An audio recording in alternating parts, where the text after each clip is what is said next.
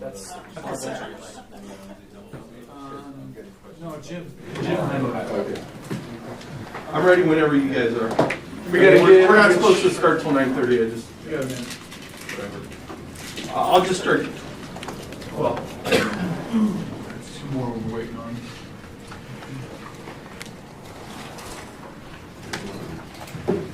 let me just tell you what's in the book. Hi, Mike. You're going to be in the front heckling? Well, no, old men with small bladders have to sit on the aisle. No problem. I'll get you a bucket. That will work. Oh my God, you wait. That's on camera.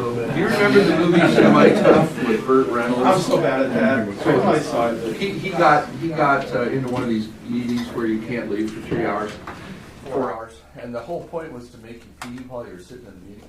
So he puts a hip flask on his ankle and duct tapes it, and has a little funnel with some surgical.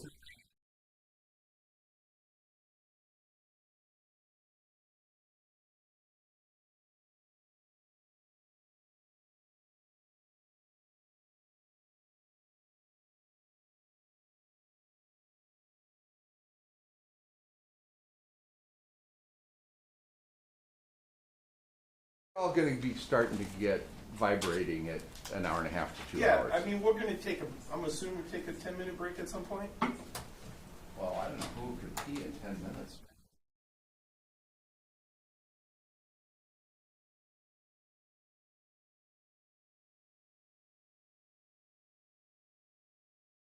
What's in this book real quick? I have a survey in the front. If you wouldn't mind filling it out, I'd appreciate it. Second page is our classes that we're putting on. We have a Metroplex class coming up. Come on up. You remember me, Steve? Come on up. Come on down. I promise I showered. So we got a Metroplex class coming up. I don't know if you guys are interested in that, but the purple page is all our classes that we're doing at our. Next is we're the Fujitsu rep now, doing VRF and mini splits. We're also the Clavette rep. Clavette is a air-cooled heat pump, heat recovery chiller, Italian. Okay. I don't mean to be a sales pitch. That's not my intention. That's really it that I want to point out in the book. We have our hydronic news. Okay, we got to get them in our hydronic news. Okay. So we always like to highlight projects in this. It's kind of cool. We name you by name: project manager, project team. This usually up to the front desk in our lobby. Good. This one lately. Good. So you get it electronic, you can get a hard copy like this. So work with Jim and say, hey, I want my project in your hydronic news.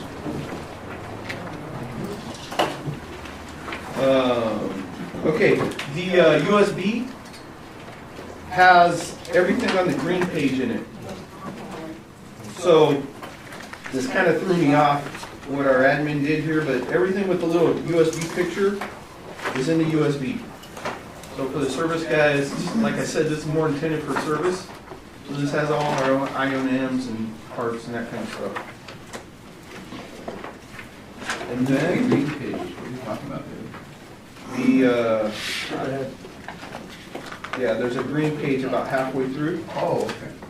So everything on that page is on that USB. I know I'm flipping through this quick. I feel like I got to be in a hurry. I have a lot to talk about, and I feel like I'm going to be cutting it close. Cool. I'm really happy to be here. My name is David Hernandez. I'm Executive Vice President at Dawson Company. In July, it'll be 30 years that I'm there. I am a PE. I used to call on you guys a long time ago, Jim Oster days. Now you're dating yourself. Steve knows me. You used to see me around every once in a while. Over 7 years. Yeah. Tani and Matt, and those are all the guys. Matt Ansari, those are all the guys I used to call. Glad to be here. Glad that Mike invited us in, and I'm here to share as much as I can. I can learn from you, so share with me. I don't want to just be talking to you the whole time. Let's engage. Let's just be more of a conversation than me just up here throwing slides up. You guys are mainly service. And some of the engineering department. Okay, like service leads? Is that? Yeah. Okay, so this is intended for service guys. Like I said earlier, I geek out a little bit. The engineer comes out in me. But the intent is to give you guys some tools and give your service guys that are on the job site some tools that's going to help them troubleshoot, understand what's going on with the pump or the boiler or the chiller. So just bear with me if I'm geeking out a little bit. Okay. All right, let's get started. So, this clicker's not working, so I'm just going to use my mouse. All right. I'm not going to spend a lot of time on the first, like, probably 10 slides or so, okay? Lots of different pumps. These are all the pumps that we see typically in our industry, right? HVAC kind of stuff. Right? So this is a base-mounted pump. It's on a base. It comes like that from the factory, right? This is a base-mounted pump. This is an end suction pump because the water comes in from the end. This is a double suction pump. So the water comes in, it gets splits out. It comes in on both sides. There's two impellers in this pump. Inline pump, right? You guys see turbine pumps at towers? Do you have any jobs that you work on or take care of that have turbine pumps? So they're still out there. I was just at a job yesterday that has a condensed water turbine pumps. On your base mounted pumps? Yep. What's your guys' thoughts on grouting? Yeah. So, it depends on the pump. But my thought is always grout it. Okay? In the real world? This pump right here doesn't require, or I'm sorry, it does require grout. And most, Above how many horsepower? well, the IOM doesn't break it down by Oh, horsepower. I know, but in the real world, nobody grouts a horse and a half pump. Exactly. So, I'd probably start grouting for sure, maybe at 10 horsepower, 15 horsepower. If we walk in the mechanical room and it's not grouted, and you're not having a problem, I'm probably going to keep walking, right? You're in your third coupling now, then you got a question. If you call me in and you got a vibration problem, or you're losing couplings, or whatever, the first thing I'm going to ask is, did we align it? Yes, we aligned it. You know, is it installed correctly? We've had pumps installed backwards, right? Or, you know, rotation wrong. All those easy ones get checked off, then we're going to get to the grout. So, and I'll make myself sound stupid here. I've been under the understanding that if it's on a drive, it takes some of that torque and flex out of the base, so it's less of a requirement. I wouldn't take that path. Okay. What's most important on a base-mounted pump is that you use all the anchor points that the base has. Don't just use the corners, right? And the base has to be in constant contact with whatever's supporting it. So if you're on an isolation pad, or if you're just on a concrete slab, right? That base, we got to make sure it's level. And so the idea behind the grout is not only to add mass to the base, but to float under and get a nice level surface, right? But so this pump's IOM, and it's pretty much the same for all men, you know, Armstrong, whoever else, right? Paco, they're going to want you to drop that. And I agree with Mike. You can probably get away with it at the smaller horses. One of those cover their ass so they don't have to worry about their water. For sure. Don't ever like point load with springs in the corners. That's a huge no-no, right? This base has to be in constant contact with whatever's supporting it all the way around the pump. A lot of times it's not level. We'll get some flexing, and if you can stick a paper under the base, that's like a good So am I hearing you say that if you're gonna have springs, you have to have a platform under the It pump? should be an And inertia the pad. springs then should need to be under the It should be an platform? inertia pad. Don't point load that.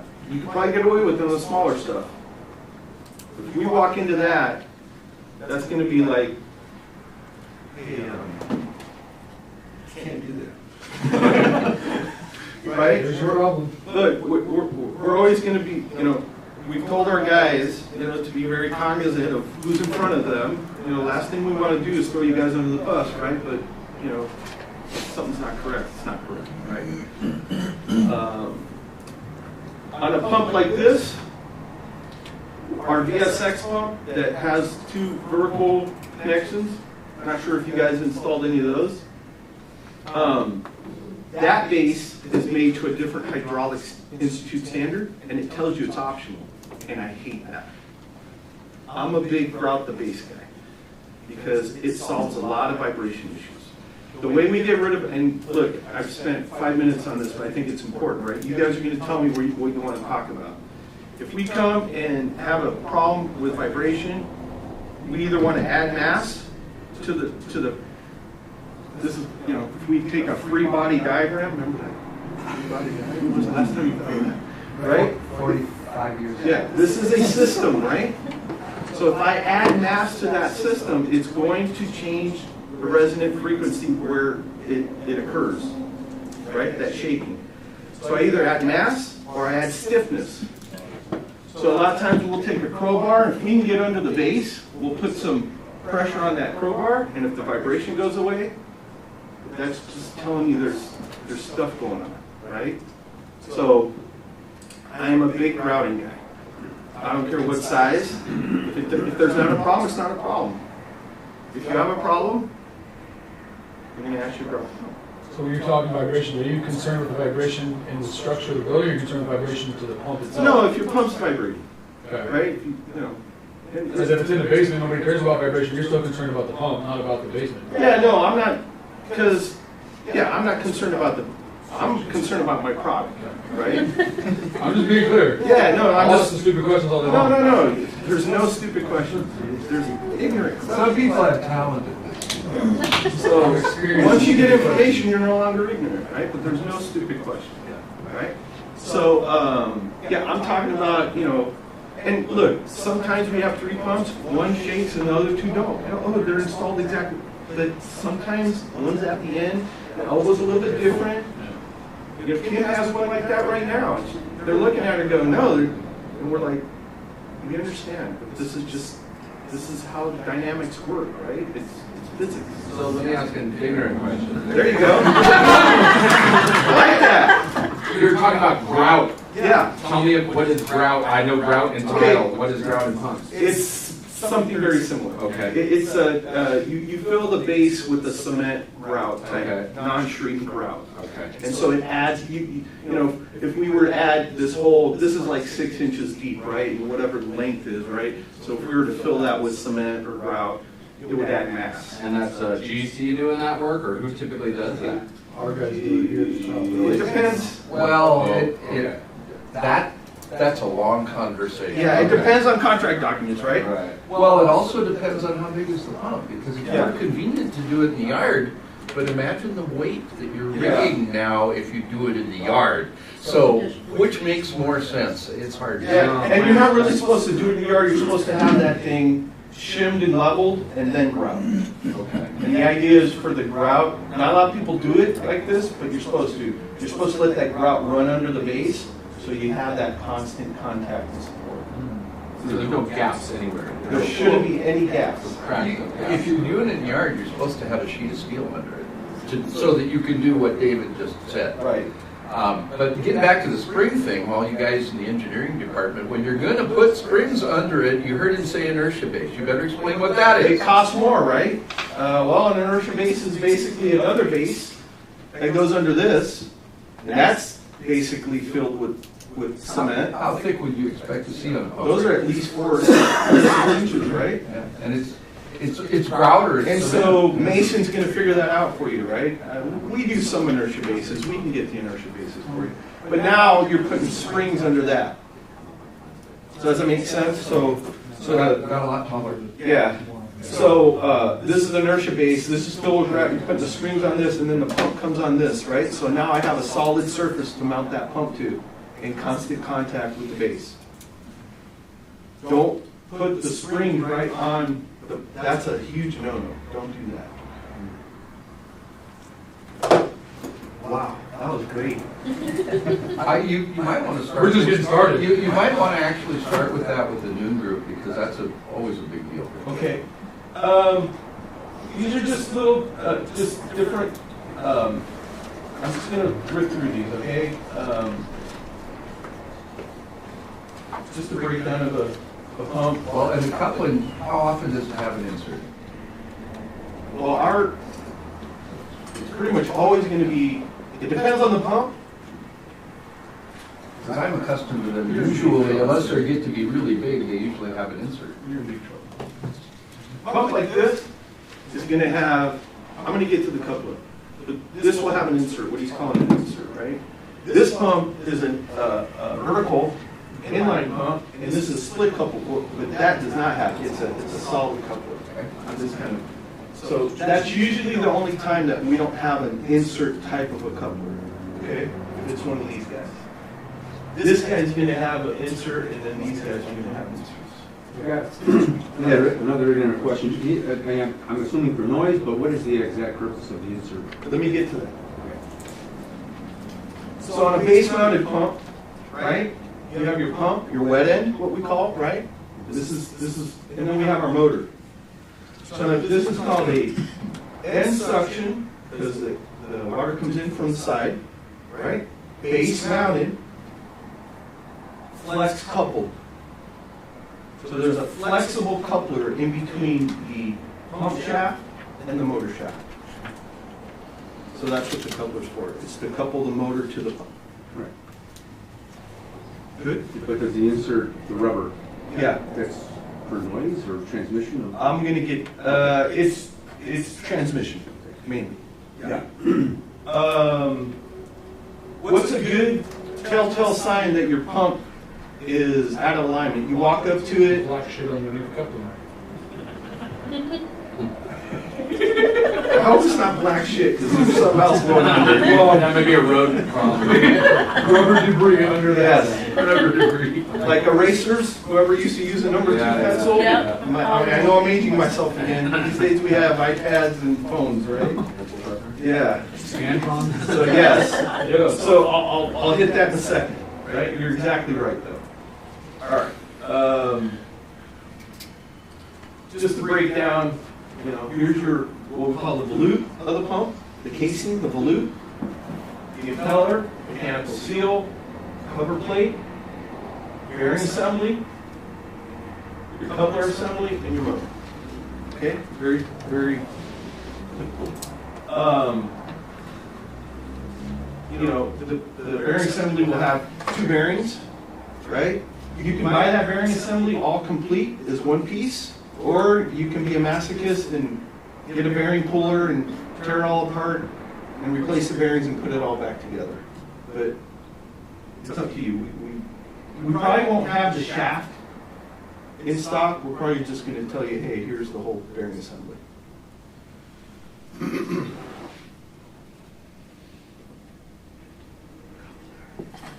All right, these are our coupler halves, and these are our coupler insert.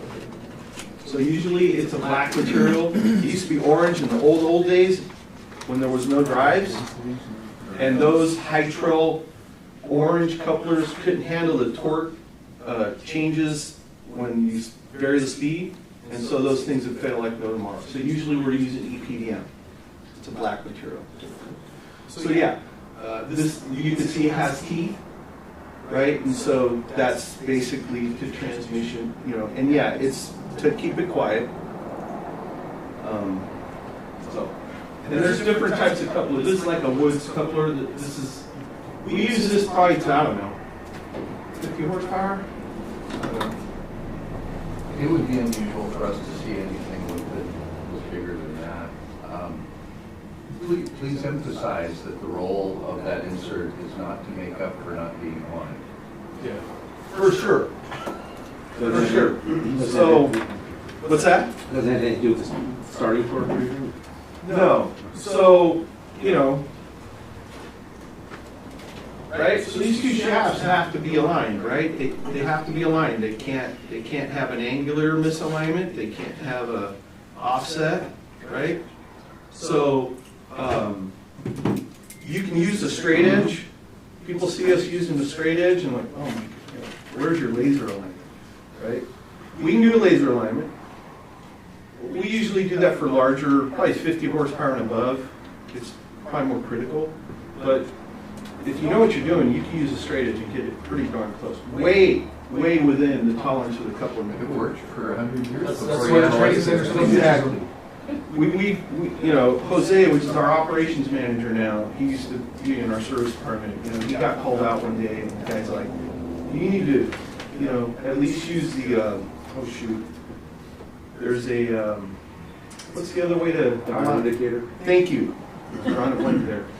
You know, you need to dial indicate that." And so he said, "Okay, let me do it." He did it with the straight edge, and then the guy checked, and he's like, "Okay." So, yeah.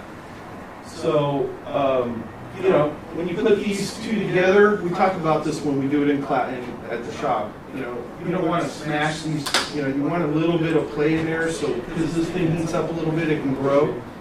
So you want to leave a little bit of space, maybe a 1/16 on each side or something, right? So another stupid question. I've had instances where my techs are like, dude, I don't know what's with this pump. I don't know if the frame's bent or something's going on. And we end up putting the Duraflex in place of that style coupling. Is that acceptable, or is that the application for Duraflex, or what's? As long as, so we use that coupler for the larger pumps, Okay. right? You can use that. I mean, as long as it's aligned correctly and you're within the tolerance of the coupler manufacturer, and it fits. And getting it physically fit. I'm not getting much progress here, but I love the discussion. And it fits in the coupler guard, right? Yeah. Yeah, because those are larger diameter. So yeah, we use those for these big pumps. That's what we use. Okay. Yep. I don't have a picture of that. Is it true that those have a greater tolerance for misalignment? Probably. I'm not sure. Okay. Probably. No, it's just a different design. Yeah, it's like looks like a donut. Yeah. All right. I just want to talk about inline pumps real quick. These little guys like this, 3-piece circulator, right? Blue, bearing assembly motor. That pump cannot be installed vertical.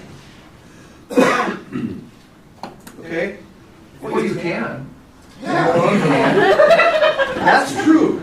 You could also run your car without any oil in it, right? You can do lots of stuff. You can jump off a bridge. You know? Good luck. Free will. Yeah. So we see these a lot installed vertically. You can't do that if you want the pump to last, right? You get a year out of it. Because these bearings aren't designed for that thrust load, that vertical load that you're putting on it. Neither is the coupler. There's a coupler in here. Okay? So none of these guys like this can be installed vertically. This doesn't have a coupler. This is our PL pump. This has to be installed with the motor in the 3 o'clock or 6 o'clock position, right? This will be. Now, if you want to change, maybe you have horizontal pipe, you just disassemble the flute, you turn it, you put it back together, you just rotate it 90 degrees, right? So you can do that. But there's never physically room to do that if it was installed wrong. Yeah. And then you gotta repipe it. But we're accustomed to that. Yeah. So whenever I talk about this, there's like some confusion. Well, how do I know, right? Because this pump and like this pump, you can install vertical. And I would say if it's a 3-piece circulator, I don't have a 3-piece circulator. Oh, right here. It has to be horizontal. If it's like this, these are just little tiny quarter horsepower. So you guys probably don't do a lot of this, right? But if you're not sure, just check the O&M. Your what you call a three-piece circulator, you know, it's all day, every Yeah. boiler has one, Right. or two boilers. Correct. It's a standard thing. And Correct. So we're moving away, at least we are, we're moving away from this and going more to a direct drive. So there's no coupler here. And you can mount this for however you like. But there's a ton of this, right? All Lochinvar, Raytag, Lars, they all use this three-piece circulator. If you're not sure, just check the O&M. It's just a quick check, right? All that stuff's online, easy to access. I will make some progress here. ECM pumps, right? This is basically a magnetic type of a drive, right? So, big thing that I always try to remind people is, where's that slide at? I'll get to it.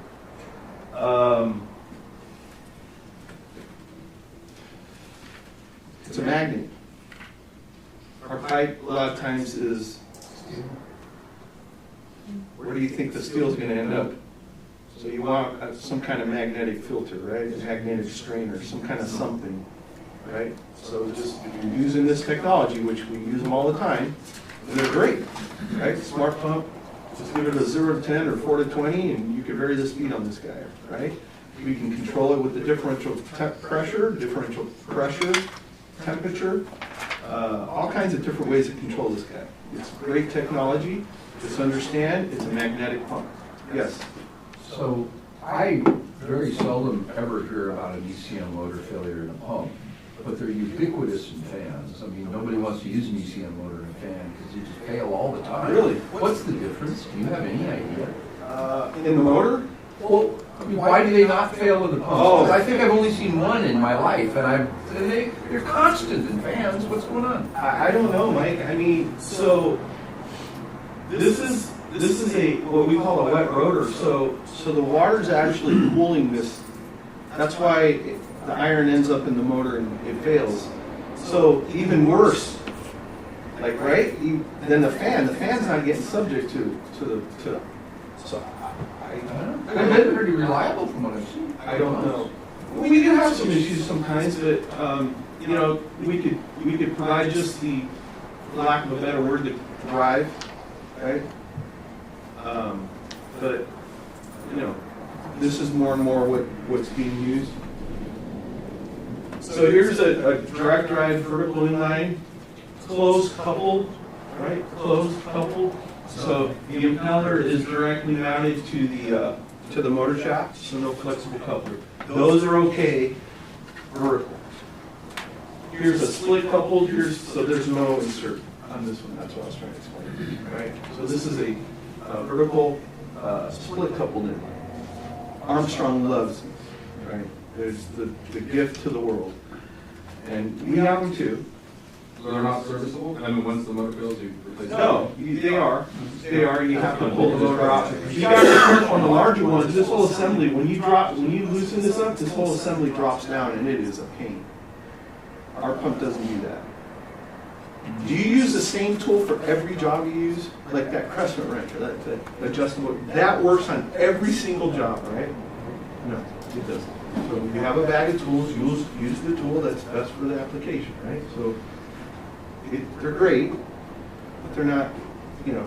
So on those vertical pumps, is the alignment kind of built into the casting, or how do you align that? Yeah, you don't have to worry about the alignment because, you know, there's a motor bracket here that you can't see. Everything just is self-aligning. Okay. When you assemble it, it's just going to go where it needs. And the coupling determines the height of the impeller and the body of the fluid. Yeah. Yeah, there's not going to be a lot of play there. And what we would usually do, since we would not try to fix one of those in the field, is pull some of it out and take it down to the motor shop or the pump shop and have them do all that stuff, which is why you never put one of those in by itself. You always have to have two. Sure. We like two. Two's good. Two is good. Yes. Three is even better. I was going to say that, but you know, I didn't want to. When you're a sales guy, the higher the number, the better, right? All right. More of just this is kind of testing what kind of pump it is, what it looks like. Flush line, sometimes you have a flush line, right? So B&G's pump is internally flushed, so there's lots of space here, right? A lot of moving water to cool and clean the seal. Older design, still being used today. It's an older design. You have a stuffing box with a mechanical seal. This shows a true. You ever work on these, Mike? The stuffing box? The plan, right? Okay. I can think of one manufacturer who still does that. Okay, so this is a really, this is 1960s technology. You look at the shaft length, right? So you get more L over D, length over diameter, more overhang here, right? They need a flush line. They got to flush water into there. And this shows the lantern rings. This could be a mechanical seal just like this, but the thing is, it's tucked into this, way deep into this stuffing box. We call it the stuffing box because you're stuffing with the gland, right? You're stuffing it. So just different. I could put a flush line on this. It's just not necessary. We'll do that sometimes just to meet the spec. But that's why you need a flush line on some pumps, is because of the way the seal is designed.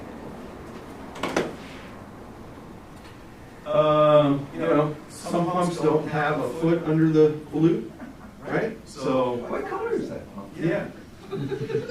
Hey, I'm equal opportunity here, right? So we want to see a volute with feet on it, right? So these are closed couple pumps. The 1531, and again, this isn't meant to be a sales pitch. This pump doesn't have feet, right? So you got to be careful with your piping, and you got to support the piping correctly, right? There's only one pump, one product that I know of that you can put a load on the flanges, and it's our VSX pump that has the two connections in the vertical. B&G will allow you to put some load on that pump. That's the only. So Well, you don't want to put load on the one with the feet, do you? absolutely not. Right? It's not designed, so it'll put loads, weird loads on the shaft, strain. We have one right now that we kept losing bearings. You guys, July, I said 30 years, right? So we have a job right now that we kept losing bearings. And we replaced the bearings and they kept losing bearings. And we couldn't figure it out.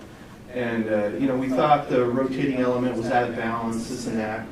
And so we had the factory out here for another project, and they went down there, and the guy from the factory, super smart guy, his parents worked at John Crane. John Crane makes seals, right? And then he worked at John Crane. So he's like awesome resource, right? So he tells the contractor, I need you to disconnect the piping from the pump. And I can't imagine standing in a mechanical room asking you guys to remove the piping from a pump. It's like, who the hell's going to do that? And the contractor's like, what? And sure enough, they did, and that pipe dropped like 3/4 of an inch to an inch. And the next thing was, look, we'll help you here, but this isn't warranty. So that was a pump that did have support under the volute. It was actually a horizontal split case pump. I'd never seen that in my life. And I'm like, how did you know to look at that? And apparently the flanges weren't parallel. Like one, it was a little bit offset, and that kind of, he started, that tipped him off a little bit. We run into that actually a lot more than you think. And it's not just because it was installed wrong, sometimes it's because the building stuff. For sure. But one reason or another, you'll end up in a scenario where you have to pull the pump out. And then you have to jack the son of a gun back up to get the pump back in, right, because it was supporting weight. Right. So it's super important that you're supporting your piping correctly. Right? Can't say no to that. So this is a closed couple pump, but we use our 1510 volute on that pump. I always talk about that.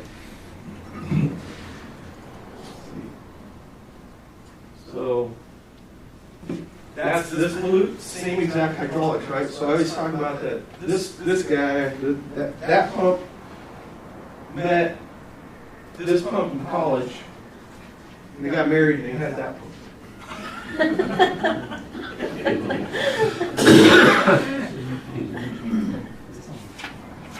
Double suction. So this is what I was talking about. The flute splits and the water enters the impeller from both sides. So now you're going to have 2 sets of bearings and 2 sets of seals. Okay? Horizontal split case because it opens in the horizontal plane, right?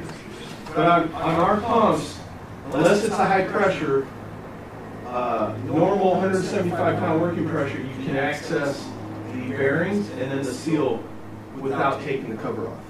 The older design pumps, again, they're brand new pumps, but it's an older design, they haven't updated. This is a pain in the butt to remove these casings. Right? You guys know that, I'm sure you do it. So you take one cover off, and you have your bearing, you take the second cover, and that you access the seal. So here's the pump I was talking about. That pump, they do publish where it can take some load. That's the only product. So no heat exchanger, no boiler. I'm sure chillers don't like it. You can't put any load or strain on that. Ken, were you involved with the VSX pump that Ron was dealing with at Eisenhower? Did you ever figure out what was going on with that one? Did you guys? He ordered another pump and was having issues with that as well. I don't know, but I remember we pulled it out twice and rebuilt it. And Yeah, and the resealed third it. part, John Lacey went out there as well, right? Yeah. I wonder if it wasn't this. Well, when he started thinking, because I was out there one time, and I remember seeing their piping wasn't flush, and we were securing it to it, but we figured it's secured at the bottom and top of the balloon. Was it losing bearings and leak? They were Sealed. seals were going, and the temperature of the bearings was twice as hot as what they should have been. Yeah. This happened, what, 3 weeks ago? This, Yeah. when the B&B run was out here, Yeah. but when you talked about it right now, I was thinking of Yeah. that pump. Because they're getting ready to do another one now.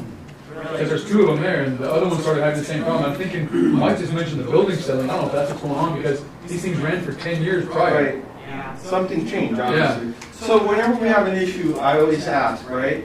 Is it a new problem or is it like an old problem, right? If it's an old problem, What's the then variable? That will change. right.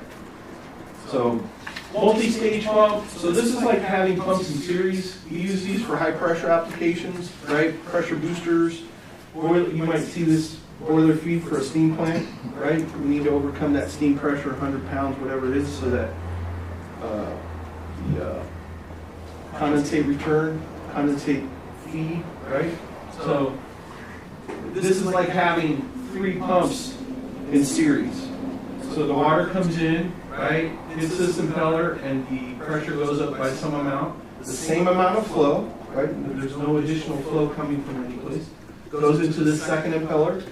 Pressure gets increased by some amount, whatever the design is, and then so I may start at, let's say, 20 pounds here, and then 40, and then come out at 60 pounds. So they work really well for pressure booster applications, boiler feed. So high head application. You'll see those a lot. We talked about turbines a little bit, and I'm not going to test you. Base mounted and suction flex coupled. Inline, close coupled. All right. I'm going to skip ahead, and then we're going to come back to this. So I want to skip to come to just catch up to me in your presentation there. I'm going to quote. I want to skip all the way to where it says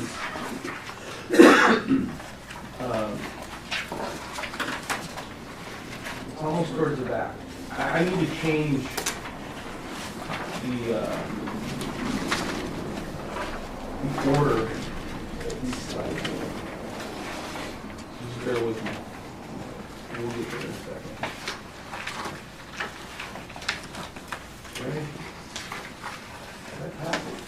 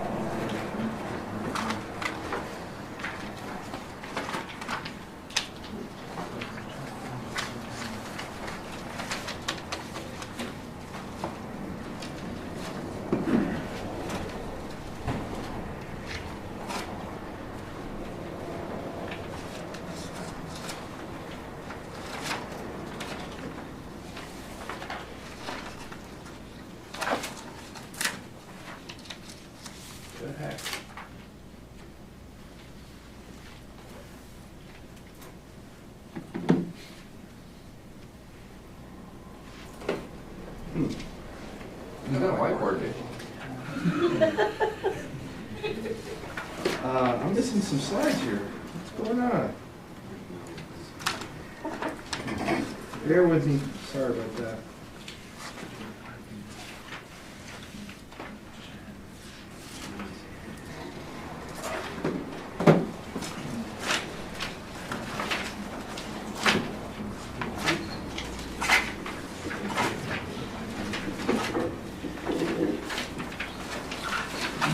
I'm in break.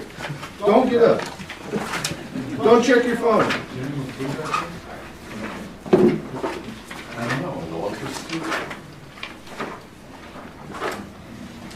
What is going on here?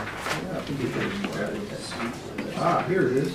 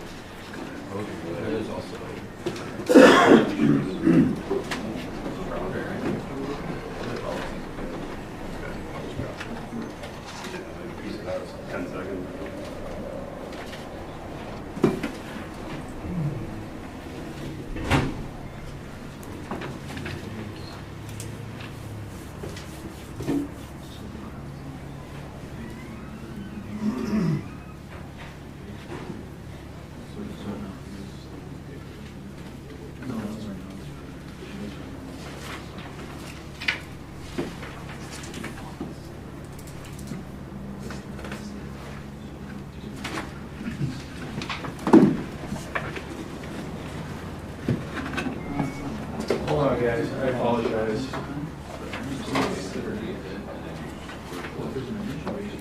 I've got a picture. I've got a picture.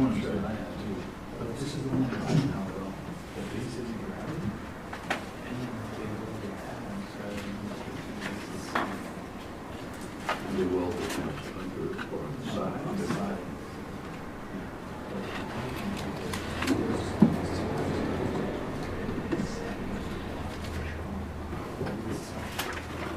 Not good. Not good. Not good. We can install that, right? Tell me we can install it. The second, third time.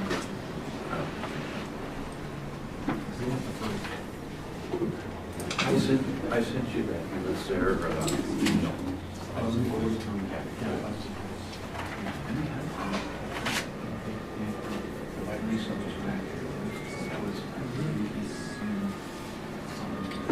I need these calendars.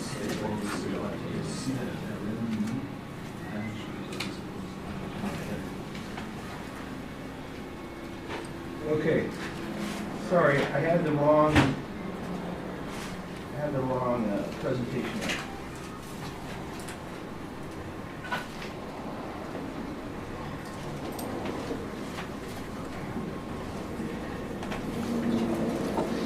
All right, I'm ready. Sorry about that.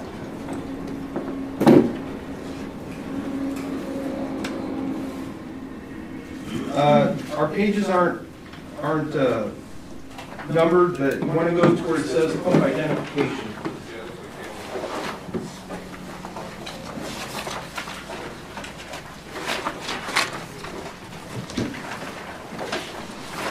There we go.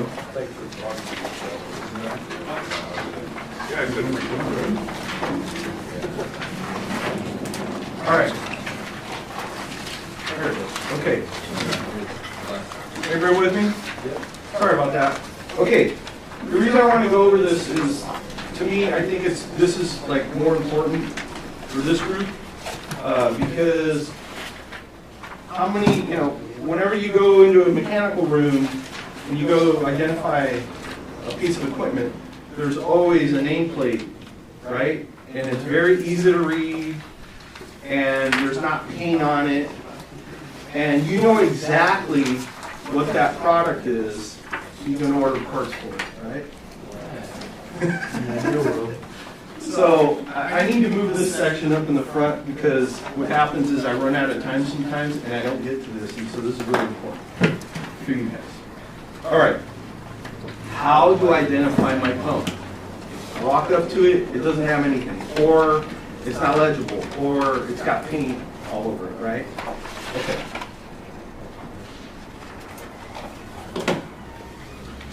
So,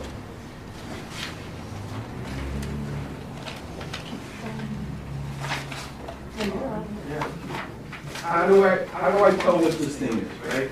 So the pump's gonna have a nameplate, right? The motor's gonna have a nameplate. For some reason, the motor nameplate is almost always legible and easy to read, right? That's exactly correct. And so, does Goodyear build cars? No. Does Toyota make tires? I don't think so. So, B&G and Paco and Armstrong and whoever else don't make motors. Yeah, exactly. Freudian, right? So, if you give me the nameplate of the motor, I'm going to know what tires you have on your car. I don't know anything about the car. All right? It's going to help. It is helpful, but it's not going to tell me what this part is. Okay? So what do we want to do? We want to look for the casting number. Okay? At least for B&G, I'm sure the other guys are the same. They'll have a casting number, and if we run that casting number, it'll tell me you have a Chevy Camaro. But it won't tell me what engine it has, it doesn't tell me what options it has. It just tells me that this is the volute, right? That's what that is. So that's a great start, right? Any cast piece is going to have a casting number. And if you give us that casting number, we can identify at least what that piece is, right?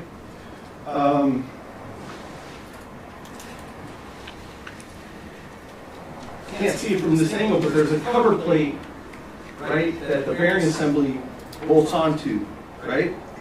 If you give us the number of bolts around that cover plate, it'll help us identify. If you tell us what the suction and discharge connections are, it'll help us identify. So the more information that you can give us from what you're looking at, it'll help you figure it out. When you take a picture, I always like to take a video, because I can stop the video to whatever, sometimes we'll get a picture of this, right? And I need to see more. So if you're going to send us pictures, maybe take a couple angles, right? Because if you take a picture, let's say this right here, I can't tell if it's close coupled or base mounted, right? So, if you just take a maybe 8-second video, a lot of times I like to do that because, again, I can stop it it's like taking multiple pictures, right?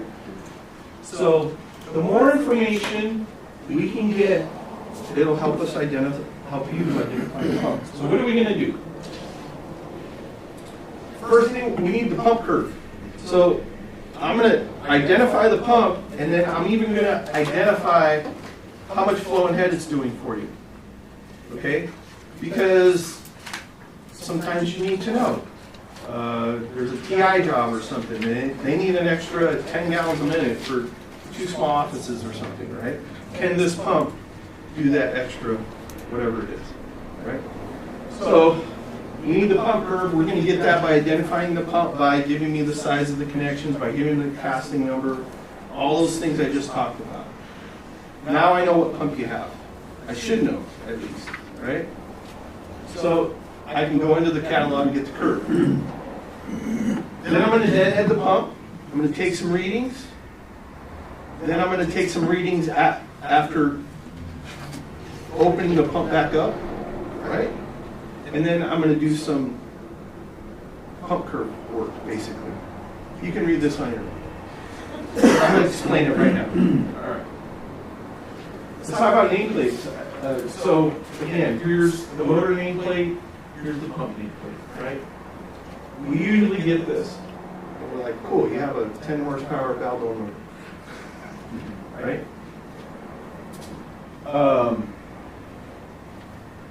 And for whatever reason, this thing gets painted over, and they just, what happens. They don't last long.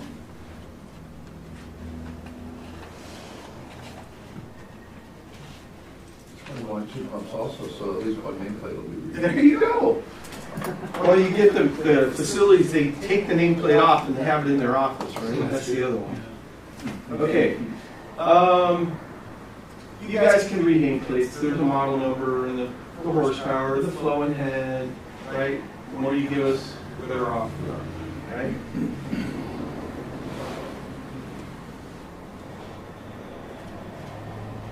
Grease.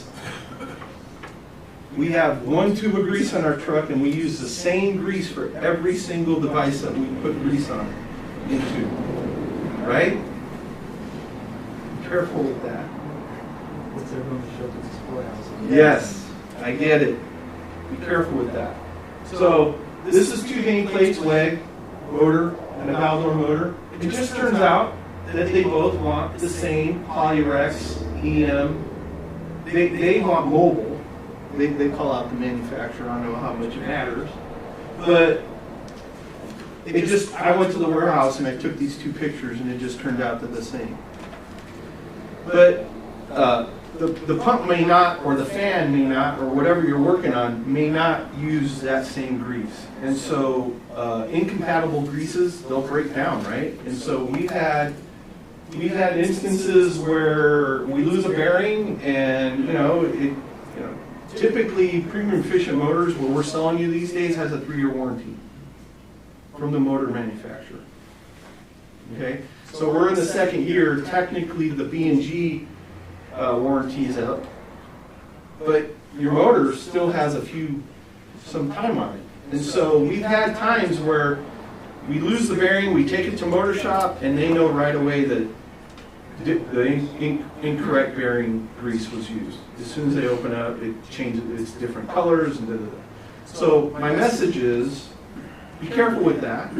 If whatever you're doing is working, then more power to you. But if we get a failure and they tell us, hey, this is the wrong grease, I can't cover that anymore. So I strongly recommend you at least look at the IOM and figure out what the correct grease is to the best of your ability. All right, let's talk about identifying, right? So this pump is a 1510 2BC. Here's the speed. What's the impeller trim? What's my operating duty point? What's the flowing head? How are we going to figure that out? So we walk up to the pump, and we already have the pump curve, right? We've had a discussion. You've talked to Kim, and she's like, perfect. This is everything I need. We know what pump it is. We know, right? We walk up to the pump. You got to have pressure gauges. I always say diamonds are girl's best friend. Dogs are man's best friend. I'm sorry, guys. I geek out. I'm a little corny sometimes. Bad jokes. Gauges, exactly. I'm a dad. Our pump's best friend. Okay. Can you use 1 gauge and then do the whole? Yes. It's probably preferred. They say, oh, if 1 gauge doesn't have the same calibration, I don't know that it needs to be exactly. I don't know that it needs to be that dead nuts that you need 1 gauge and you're going to not have the right calibration. It's close enough. Okay. That's the nice thing about HVAC is that if you're off by ½ a gallon a minute, or 1 gallon a minute, or 3 gallons a minute, most of the time the person in the space is still comfortable, right? It's very forgiving. So we need gauges. Kim sells gauges, or go to your supply house. But we need 2 good gauges. These days, pretty much all pumps are going to have a gauge connection, gauge tapping. That used to be a big spec item for us, and then the competition said, "Oh, we're going to do the same." So, we need some gauges, and they got to be the right range, right? If I'm only trying to measure, 30 pounds, I don't want a 500-pound gauge on there, right? We want the right range. All right. So the first thing we do is we're going to deadhead the pump. Does everybody know what deadhead pump means? We're going to close the discharge valve on the pump, right? The discharge valve, not the suction valve, just the discharge valve. And if you read the slide before, and I had those bullet points, it explains all this. Okay? Do you deadhead the pump and go have lunch? No. Do you call your wife or girlfriend and figure out what you're gonna eat for dinner? Or? True story, we had to fire a service technician that started with us, an apprentice, and had been with us for 20 years. 20 years. Because he forgot to open the discharge valve when he left for the evening. And fortunately, it was over Christmas break he was doing the work, so when the pump blew up and the volume went through the wall, which was just drywall, you know, and studs, there was nobody in the seated area, in the office area on the other side because it was over the holiday. Yes. So no, you don't want to walk away, right? Deadhead the pump. Don't freak out. Take the reading, and then open the valve back up. Right? It doesn't have to be like, oh my God, I'm going to blow up the pump. It's not going to blow up immediately. You have plenty of time. Now, a lot of gauges will shake, right? And that's a pain. Hysteresis, right? So you could either do liquid fill that dampens it. You could do what do you call those? A snubber. Thank you. A snubber. Or what I do is most gauges will have a gauge cock on it, right? You just close that up so that it just slightly is letting the pressure through it, and a lot of times that needle will settle out. So you could just use your gauge cock and you'll see that as you close it, it starts to get rid of all that shaking, pressure changes coming from the pump or whatever, and it'll dampen it out for you, and that needle will settle for you. All right, so we deadhead the pump, we take a reading, right? Well, that reading, although that reading is at zero flow, right? The discharge of the valve of the pump is closed. Water cannot get through that valve, right? So the pump is still doing work, what we call work, right? The motor's still spinning. And we want to spin the motor at full speed, right? If it's on a drive, you got to spin it at full speed. So this is going to give you the differential pressure at zero flow, at deadhead. So in this case, I come up to 85 feet, right? My suction pressure is 15. And I'm just making these numbers up, obviously, so the math figures it out. And I took my deadhead at 52, so that's 37, so it's 85.5. Right? So I go into the curve at zero flow, and I find 85 feet, and that tells me what my impeller diameter is. I'm going to get to pump curves later, okay? But these are all the different impeller diameters. We trim in 1/8 inch increments. Okay, so this pump comes with a 9.5 inch max impeller, and the minimum is 7 inches. So I come in, I go to 85, and it just, look at that, it turned out it's right on the line. It's perfect. That's going to happen every time too. When you make up the math, you can do that. So this pump has a 9 inch impeller. What's another way we can determine the impeller diameter?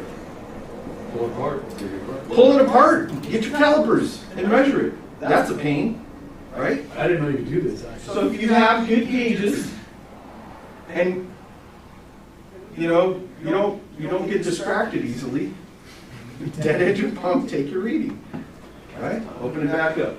So now I've identified the impeller diameter. I open the valve up, and the best thing to do is have all your valves forced open if you can. Right? So now I take another differential.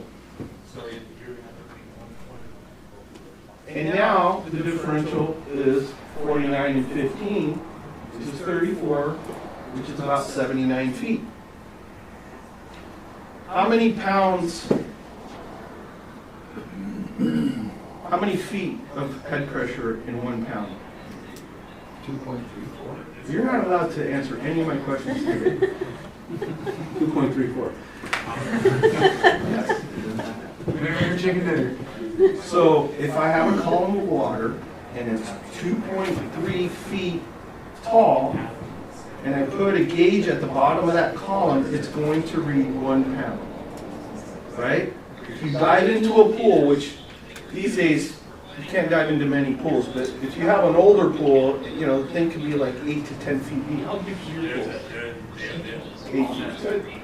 Right? You start to feel that pressure. If you dive, Chad Harris is a big diver, right? He would obviously have it. But you get under there, you start to feel that pressure on your ears, right? It's the weight of the water. It's just pushing on your ears, right?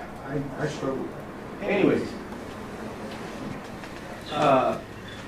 So you make the conversion 78 feet, you go into your 9-inch impeller, and you find 78 feet, about right here, and you read down, and that's your flow rate. And then this is your head pressure. So that pump is operating at 150 gallons a minute at, let's call it 79 feet a head. So you've identified the pump, and you identified the performance of the pump. And if you have a balancing valve that discharges the pump, you open it, right? That's exactly right. You open it. Of course, scab off. Forgot I cut myself. Where'd you put it? It wasn't like that. Here, let me take it out. Okay. Let's go through this again, real quick. Well, if you want to read the steps, here they are. Okay? I don't like to spend a lot of time on slides that you have to read. Okay? So, I identify the pump by getting casting numbers or other things, pipe sizes, anything you can tell us about the system, right? We identify the pump, it gives us the pump curve. We go to the pump, whoops, we deadhead the pump, that gives us a pressure at zero flow, that differential, convert the pounds to feet, that gives us the impeller diameter, we open the pump, hopefully the valves are wide open, the balancing valve, because any of those restrictions is going to change the pressure that the pump can do, right? Now I know why I had those slides where they are, because I talked all about this before. This is the first time I've asked to go forward. So anyways, we're going to talk all about that. But okay, deadhead, you get that. Then we take a differential with it open. We figure out the head, and then find the curve, and now you know everything. And so can I get another 5 feet or 5 gallons a minute? Most likely you can. Any questions on that? This is probably worth me coming just those 4 slides. Yeah. It's all been good so far, Dave. Huh? It's all been good so far. Yeah, good. Okay, I'm going to go back now. And now we're gonna geek out. So, bear with me.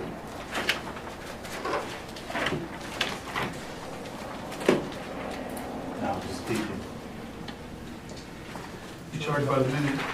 Let me, yeah. Believe me, I know, there's tingling. Okay. Let's get through this section, and then we'll just take a little break. All right. Come on. Where are you? What does my pump do? My pump, what does it do? It pushes the water. What other terms do we hear? It sucks the water. Right? I'm sorry? Moves the water.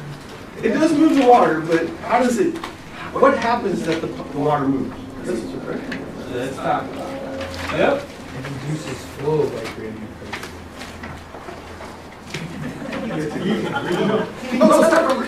Found it. It induces flow by creating a differential pressure. Right? It induces flow by creating a differential pressure. So you have a low pressure and a high pressure, right? And that causes movement, just like heat. cold and hot, a difference in temperature, there's gonna be movement of heat, right? You can't make energy, but you can change its form, right? Okay. It's called a centrifugal pump. Whoever was asking earlier, somebody was saying, is it centrifugal? He's not in here right now. Centrifugal.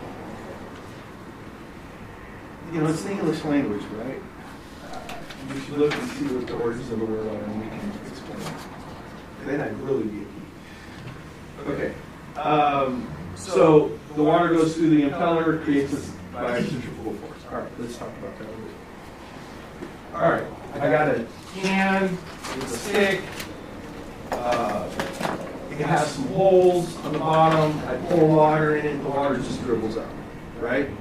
But if I spin that shaft, that can, then the water is going to, technical term, fling out, right? So that's centrifugal force acting, right? So you're transferring whatever energy you're putting into the shaft by turning it into the water, and it does that. That's kind of how an impeller works. So here's your impeller. Typically, not typically, the vanes are going to have this arrangement to them, and they don't cut into the water, they kind of slap the water. So the vanes rotate this way. A lot of times people think they rotate this direction. They slap the water, so this one would go in this direction, right? We trim the impeller based on whatever you need for performance, flow and head. The greater, we call this the cut water. So the greater the distance, because we're trimming the impeller, the efficiency will start to drop. I'm going to show you that in a little bit. All right? So, you know, you have a couple radial and tangential, and you get the like that was 50 years ago. Right? The big, I just want you to understand that it rotates in this way. Right? It creates a differential and it goes up and out. All right, a pump curve. What do you read on a pump curve? And by the way, a fan curve is going to be exactly the same. The numbers look a little different, but that is also a centrifugal fan, right? So all the laws that govern pumps will also work with the centrifugal fan. Well, air is compressible, That's true. so that there are some differences. Yes, I'm just saying the curve looks the same. All right, so let's talk about all these different things that we find in a pump curve and how to read it and how do I, what am I looking at, right? So here's your typical pump curve that looks like a fan curve, sort of, right? Okay, what do we have here? So we have flow rate on this horizontal axis, right, in gallons per minute. We have head pressure in feet, typically, okay? Here's our impeller diameters. I told you that there's a max and a min, and we trim typically in 8-inch increments. Okay? What else is on here? We have brake horsepower lines. It's these dash lines coming in at an angle. And then we have the efficiency lines. Those, we call them oak tree because it looks like an oak tree. Look what happens when I trim this impeller from 9.5 inches to 7 inches, let's say at this flow rate right here. So at 9.5 inches, and I'm right here on this max impeller, it's about 74 point something percent. But if I'm down here, now I'm at a lower efficiency. Okay? It's just the way pumps work. I just wanted you to recognize if you trim the impeller, and we trim them all the time, you start to degrade the performance. The last thing is our MPSH curve. Ooh, MPSH. The stigma. Oh my God, MPSH. It's the magic. We'll talk all about where all these things come from. All right. Here's my definition that I skipped over. So 1 psi is equal to 2.31. It is dependent, right, on temperature. You know, at 300 degrees, it's 2.51. Do we care? Like 99.9% of the time, we could care less. Okay? We use 2.31 because it's good enough. That's what it is at standard conditions. 60 degrees is what we call standard conditions. Yes, I know your chill water is at 42. Yes, I know your hot water is at 180, whatever it is. It's not going to make a difference. There's got to be a difference. Right? To be a difference, there's got to make a difference. Right? So, all right. The magic equation. This is what I call the magic equation. I like this equation. Okay? So I'm going to give you nuggets. I didn't talk about that yet. I'm going to give you nuggets. Dude, I showered. It's okay. Come on in, brother. Thank you. If I spit on you, throw something at me. I'll try to go this direction. All right. This is a really super useful equation. All your service techs should know this equation. Okay? EGs per hour equals gallons per minute times delta T times 500 times the specific gravity. Oh my God, specific gravity. Do we need to worry about specific gravity? No. But you have ethylene glycol. that's correct. You never let me get to that. Good point. Mike wrote these slides. I understand. I'm the same way. This is why I have to mention the specific, because it's the engineer in the room, right? So we do this presentations to consulting engineers, and so if we don't and it's still not perfect, but if we don't include some of those details, well, right? So yes, specific gravity, for all intents and purposes, is 1. If you have ethylene glycol or propylene glycol, it will be something a little less than 1. It's not going to, it'll be more than 1. Is it less than 1 or more than 1? More than 1. Yeah, it has to be more than 1. But it's going to be like 1.0 something. Like, it's not enough, usually. It will affect your horsepower a little bit. But we don't typically, worry about it too much. Now, if I'm pumping oil, that's much more viscous, right? We definitely have to be looking at specific gravity for pumping oil. But what we're doing here in this class today is we're pumping chill water, we're pumping condenser water, or we're pumping hot water for all intents and purposes, right? We might be pumping boiler feed water. If we're doing it in-depth analysis, then we probably need to take effect that water is much hotter. It might be closer to 200 degrees, right? 212. Okay, so GTs per hour, GPM delta T 500. So how do I use this? Well, I can do some math. I can solve for GPM, do some algebra. I can do some algebra. I don't show you here, but I can solve for delta T. How can you use this equipment? Do you see the usefulness? Just thinking when you walk up to a boiler, let's say. There's a Lochinvar boiler there. How are you going to use that equation? Output BTUs and flow and temperature difference. You know your delta T, right? If you have a very large delta T, the flow rate's going to go down because the boiler's doing the same. It should be. The amount of fuel, gas, natural gas we're putting in that boiler doesn't change, right? The combustion shouldn't be changing unless it's screwed up, right? So this is constant. If this is high, that's going to be lower.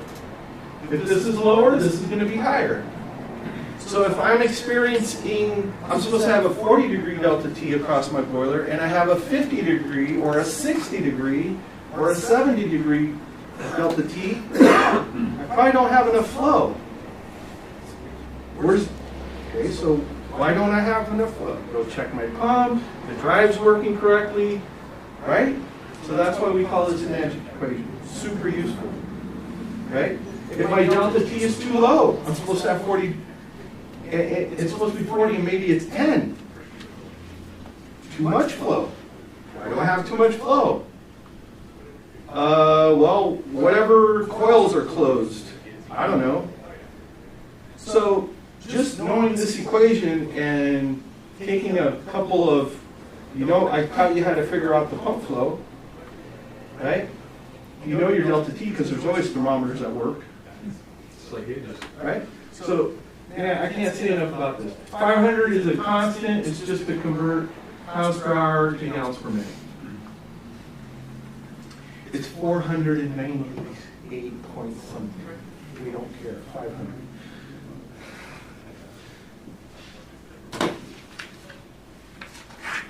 Oh my God, Bernoulli's equation. The good thing is, all these variables, pretty much, you don't have to worry about them for what we do. Now, you know, Elon has to worry about this. He's gonna go save those astronauts, right? He's gotta worry about some of these densities and all this stuff, right? And what we do, it either goes to zero or it's negligible.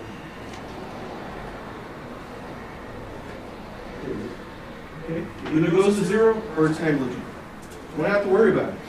So for a closed system, the work of the pump is equal to basically the head loss. What do I mean by that? So in the piping system, right, the pipe causes drag on the water, just like the ductwork does on the air. 0.08 static? Okay. Oh, Isn't it amazing I remember? Isn't that amazing I remember? Not bad for a pump guy. Well, that was from my consulting engineer days when I first got out of school. 400 CFM per square foot? Per ton. Oh, it's per ton, okay, sorry. Assuming you're 20 degrees gallons. I'll stop now. All right, closed system. Lost all credibility. Yes, so my chiller is gonna have a pressure drop, right, a restriction. My control valve is gonna have a restriction. My cooling coil is gonna have a restriction. The elbow has a restriction. All these restrictions are causing drag on the fluid, on the water, right? And so if I add up all those restrictions, that's how much work, that's how much head the pump has to do. Okay? For an open system, I have a Z component, or a height component. So a tower. Well, let's talk about this. What do I mean by closed and open?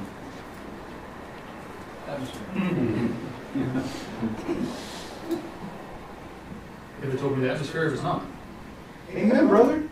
He gets another prize. I'm going to shut you down soon. I'm going to shut you down. I'm just soon. pretending. It's kind of stupid if I said it wrong. Yes.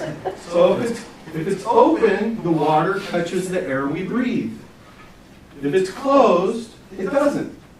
So your chill water loop is closed.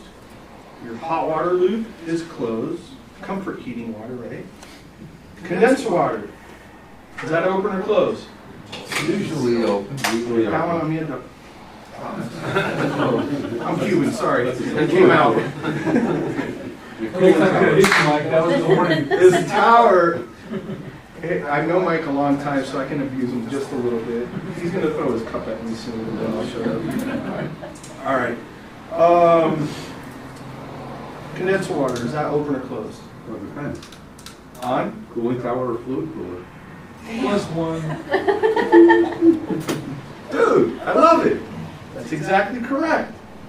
If it's an open cooling tower, it's open. If it's a closed circuit fluid cooler, it's closed. I can almost not say that. All right. How about a domestic water system? Your showers, you're washing your hands, your mop sink. Is that open or closed? It's closed. Well, what happens when I open the faucet? It's open. Dude, things happen these days that, you know, you can do two things at once. So, yes, domestic water, it just depends, right? So, that's like a trick question. So, yes, if there's no usage, it's closed. As soon as you open a faucet, it's open. So it does affect how we pick the pump, the circulating pump for that. Okay, keep going. Typical loop. You know, you can have your source, whatever your source is, heat. It can be chiller, it can be boiler, air separator, tank, your pump, here's your load, your coils, right? And now all these restrictions the pump has to overcome, right? That's the work of the pump. I'm not trying to mess up your personal space. Sorry. All right, here's the tower, right? So here's the Z component. So manometers, right? So the pump's off, right? And it doesn't have a check valve, right?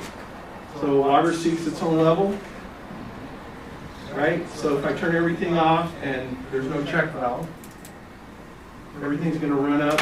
All this water right here is going to run out of the tower, right? And overflow. And overflow, right. So if you go back to the equation, I said the head loss plus the Z component. So the pump has to overcome this static head, the difference between Z1 and Z2. Whatever it is, 8 feet, 10 feet, 12 feet, whatever it is for the tower, right? So we have all these restrictions, right? Plus the Z component.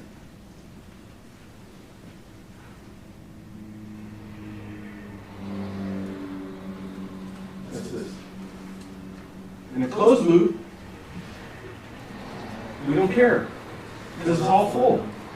There is no Z component, right?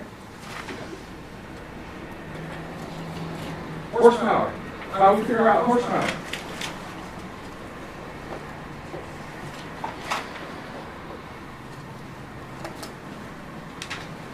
There's another equation that I highly recommend you know where it is. Okay? Brake horsepower is equal to the gallons per minute times the head, you get this, divided by 3960 times the efficiency of the pump. Okay? How is this helpful? Well, hey, Kim, I think I need a 20 horsepower pump. By the way, that doesn't tell me anything. We get that a lot. You just told me you have a V8 in your car.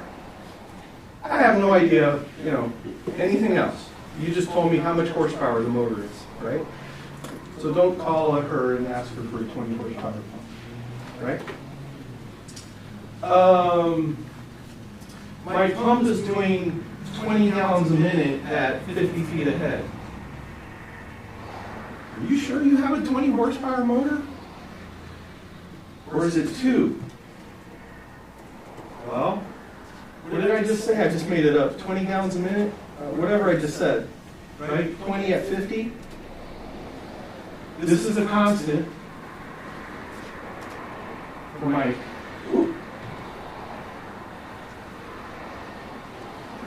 we're just taking care of all this mumbo jumbo to make the units work.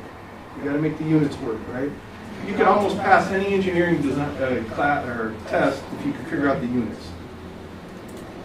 Okay, so that 3960 is just a constant, just like the 500. And then the efficiency. That's the tricky one because you don't know what the efficiency of the pump is. Smaller pumps, 5 horsepower, 7.5 horsepower, and smaller. Smaller pumps are less efficient than larger pumps.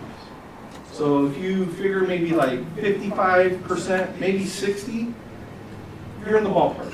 Larger pump, 75, 100 horsepower pump, you're probably in the low to mid 80s.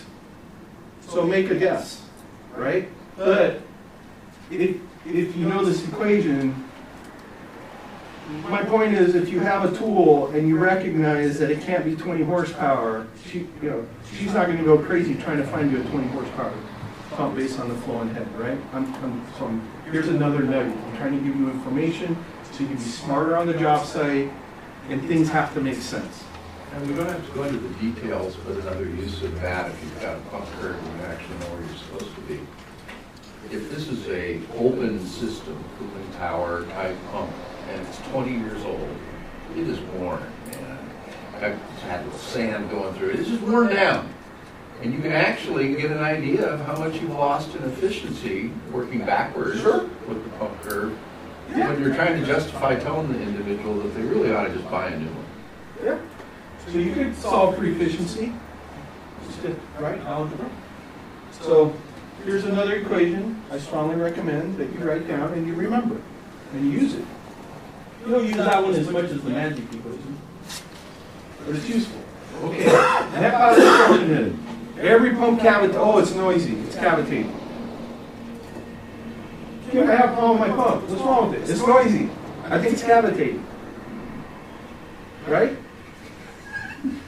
Okay.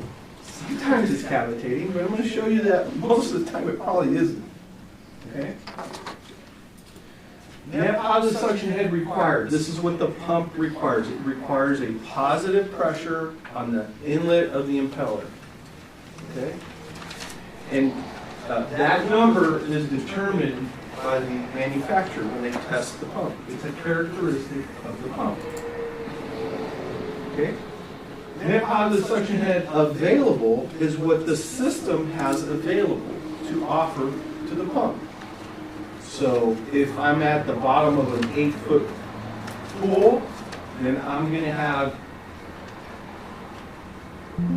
positive pressure. I was going to say something that doesn't actually, not always correct. I'm going to have a positive pressure, right, on that pump if I'm at the bottom of the pool, right? So let me just keep going. All right. Required by the pump, available by the system. This is given to you by the pump curve, by the manufacturer. This is calculated by system conditions.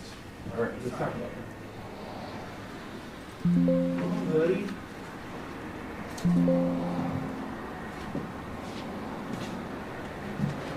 What's going on here, man? Oh! Battery's low? Yes. Having so much fun with you. Pause number 2, this just means you don't get a breakover. You can plug it in.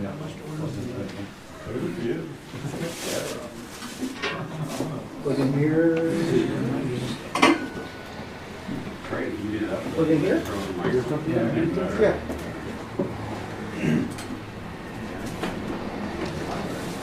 Like, hey, dummy, I'm running out.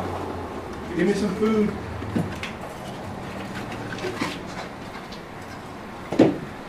I gotta watch out, I'm killing myself. Okay. Minimum pressure required in pump suction.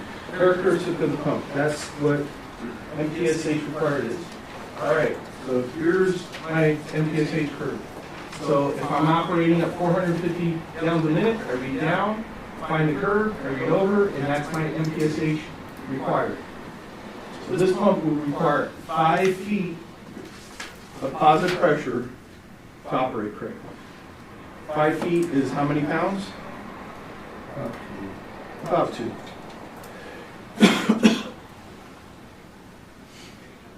Available. Characteristic of the system. Give yourself a little bit of cushion, especially on the larger pumps.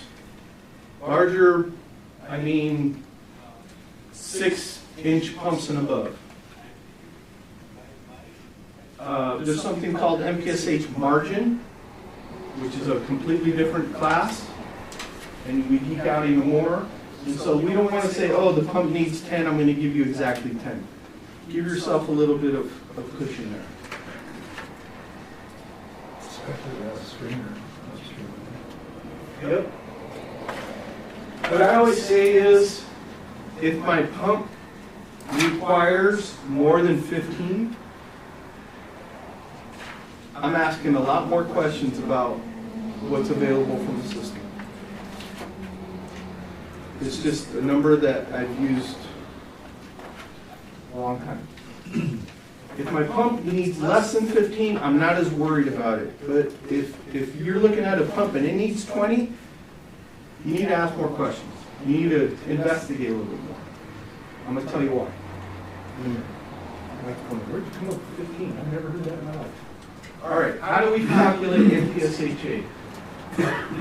It's this equation here, absolute pressure, your Z component, minus your vapor pressure. Z could be positive or negative, right? Do we have a suction lift or a positive, right? Suction lift would be negative. I'll show you that in a second. And then the head loss.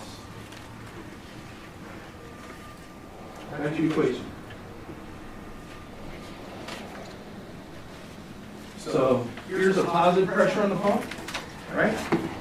Here's a negative pressure. This is a suction lift, right? That's how you figure out your Z.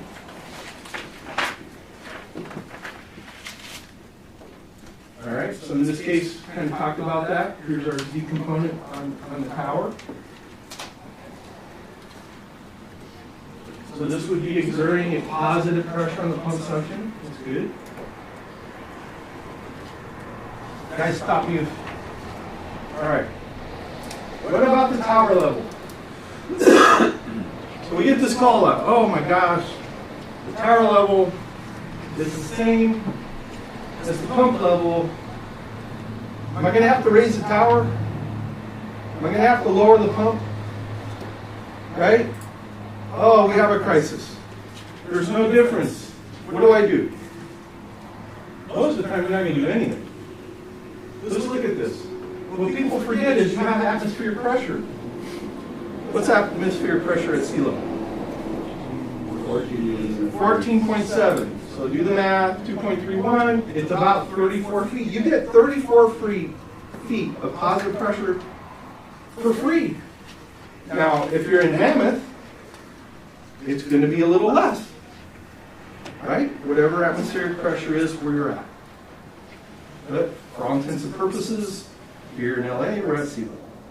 Unless you're at Big Bear, most of the time it's not going to matter anyway. Or Death Valley. And you gain some points. Right? Some buildings in Death Valley, Jim. That's true. So 34.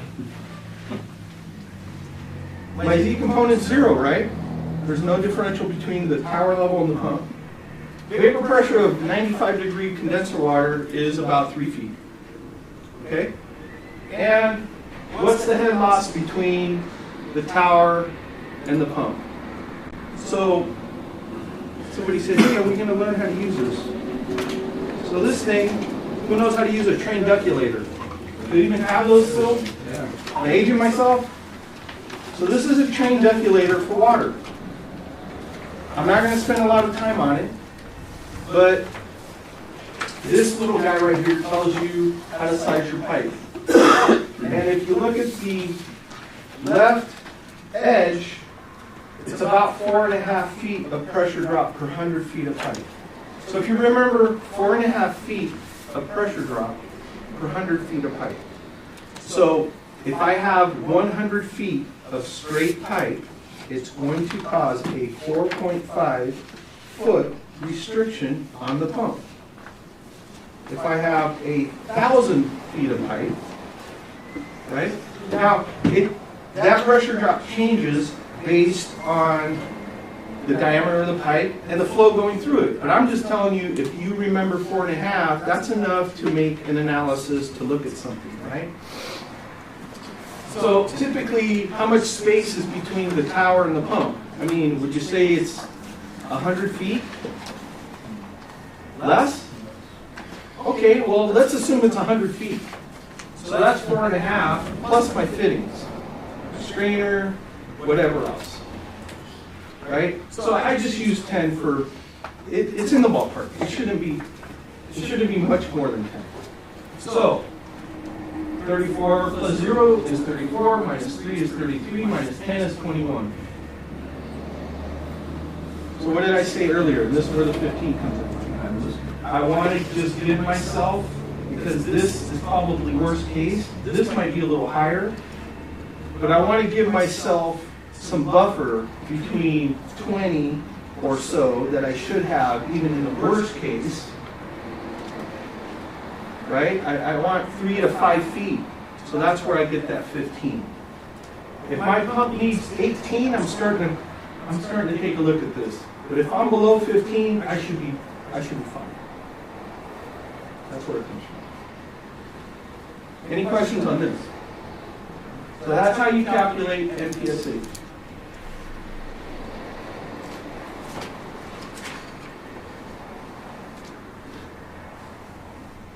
So typically worry about MPSH in a closed system. Why is that? Water down. Even more than that, we have an expansion tank, and we have a fill pressure. Can I have that slide in there? Are you guys using dual unit valves? You know what a dual unit valve is? It has a fill valve and a relief valve. You guys use those?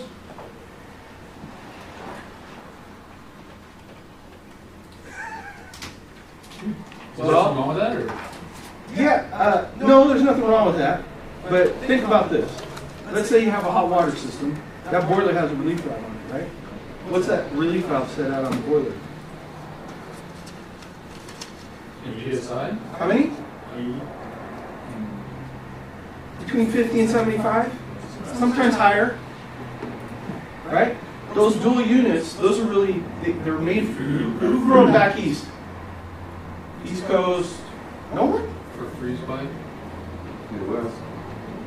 But you didn't have a boiler, you didn't have a basement, you didn't have a boiler in the basement, right? So Some back, buildings do, yeah. back east, you know, your house will have a boiler down in the basement. And so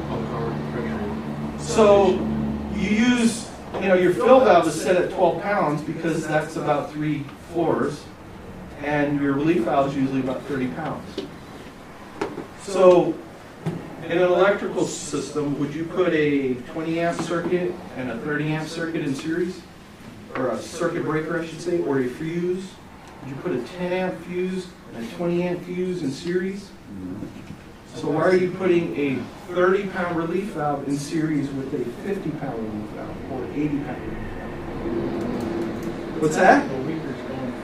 Hey Dave, that dual unit you sold me is leaking. I need another one. You had this before, didn't you?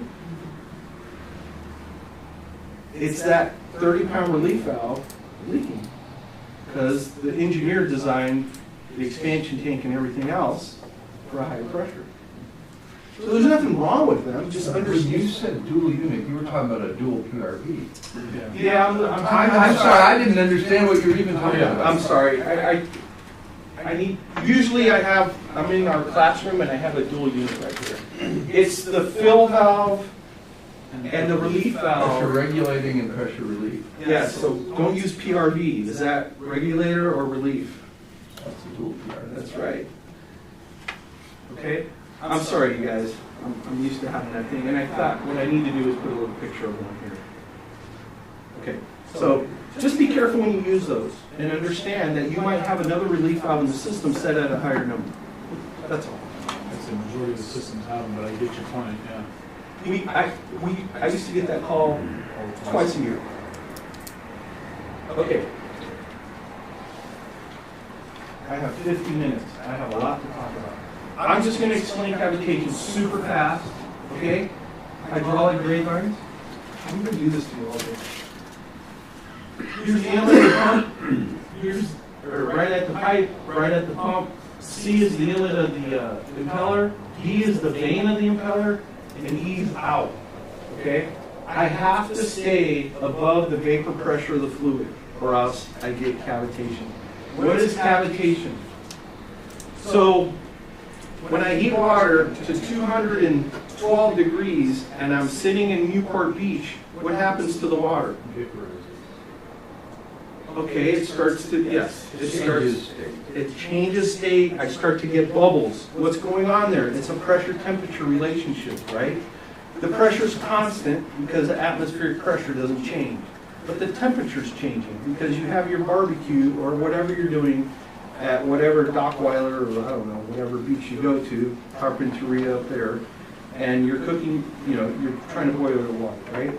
And so there is air in the water we drink, right? Why do you get air bubbles in your plastic bottled water, right? It's a pressure-temperature relationship. So that the water can only handle so much air at a given temperature and a given pressure, right? So in a condenser water pump or in a situation, by the way, you can cavitate across a control valve. If that control valve is pinched low enough and I get a big enough pressure drop, and I get below the vapor pressure of the fluid, I can cavitate a control valve. You guys ever had that happen? And it doesn't happen very long until it starts to leak through when it's shut because you beat it to death with that little bitty ball peen hammer. Right. So it's That a, happen in closed loop systems where the highest floor of the building, you actually have the pressure to change where it vaporizes at the 6th floor of the building, you don't get any cooling. so it's just physics, you guys. It's a pressure-temperature relationship, right? So I have to stay positive. I have to stay above the vapor It's always pressure. good to stay positive. Yes, I have to stay above the vapor pressure of the fluid, okay? If I drop below the vapor pressure, I get cavitation. What's cavitation? There's not enough pressure to keep the air in solution. So it comes out of solution, it creates a microbubble, all right? So let's talk about that. So I enter the pump, I get a little bit of a pressure up at the pipe. I enter the pump, I get a little bit more pressure up. Just a characteristic of centrifugal equipment. When I enter the impeller, I get a drastic drop in pressure relative to this not so drastic, right? And then as I go through the eye of the impeller, I start to build pressure and then I go out. So if this drops down below the vapor pressure of the fluid, I get bubbles, and then as soon as it gets positive, those bubbles implode. And that whole situation can reach up to 6,000 pounds of pressure. And so that's what he's calling the ball peen hammer. So when you walk up to a pump and it sounds like you're pumping marbles, it's probably cavitating. Okay? Any questions on this? That's all that's happening. It's a pressure-temperature relationship. You're below the vapor pressure of the fluid. That's why the pump requires so much positive pressure. Because we don't want to get below this line. We have to stay, this dip has to stay above the line. That's all cavitation is. I want to try to talk about this really quick. This is not in the presentation. Sometimes in condenser water pumps, we get noisy pumps, and people think it's cavitation. And I'm not talking about bearing noise or VFD noise, okay? Sometimes what happens in condenser water systems, when that water goes through that tower, it picks up as much air as it can, right? It's 100% saturated in however much air it can hold at that temperature and that pressure, right? We split up the water droplets, and it's just the more surface area, the better heat transfer, right? So that water coming back to the pump has as much air as it can hold. Well, we do have a pressure drop between the tower and the pump, right? If there's enough pressure drop, that air comes out of solution. That's not cavitation. We're not below the vapor pressure of the fluid. The water just can't hold that air in solution anymore. So sometimes we get pumps that surge because they get that air and then they surge and then they catch up and we've snapped shafts. Right? We have a job right now that they've been doing this for 15 years. And they need to change the pumps, and every time they have money, they don't use it for that, and whatever. Okay? So sometimes we'll put a vacuum breaker on the pump suction. What does that do? All it does is it resets the pressure at the pump suction back to atmospheric. Back to whatever it is at the tower. Think about that. I just opened the pipe, so atmospheric pressure resets. And what do they call it, a vacuum break? Okay. Or you open a valve. And I do this all the time. I'll go up to the pump and I'll take off the gauge on the suction and I'll open it and it's in a vacuum. The water doesn't come out, but the noise goes away because now I've reset atmospheric pressure. There's your other nugget today. Not a lot of people know this, you guys. So I have a really great article written by a facilities engineer that's an engineer, he's a PE, and he talks about this phenomenon. So sometimes what we do is because it's condenser water, the water's going to run out. We'll put a piece of pipe just high enough above the tower, and now it's just open, and it has that little bit of positive pressure, whatever the column of water is. I know, I don't have a picture, I don't know if you're understanding what I'm saying. And so that pipe just stays open. But I'm resetting atmospheric pressure at the pump suction, and so I don't get that surging of air. How do you know it's not cavitation, just contextually? I don't know, I know it's not cavitation because I've looked into other things, I've looked at the system, I've looked at the tower. It sounds like it. Right? And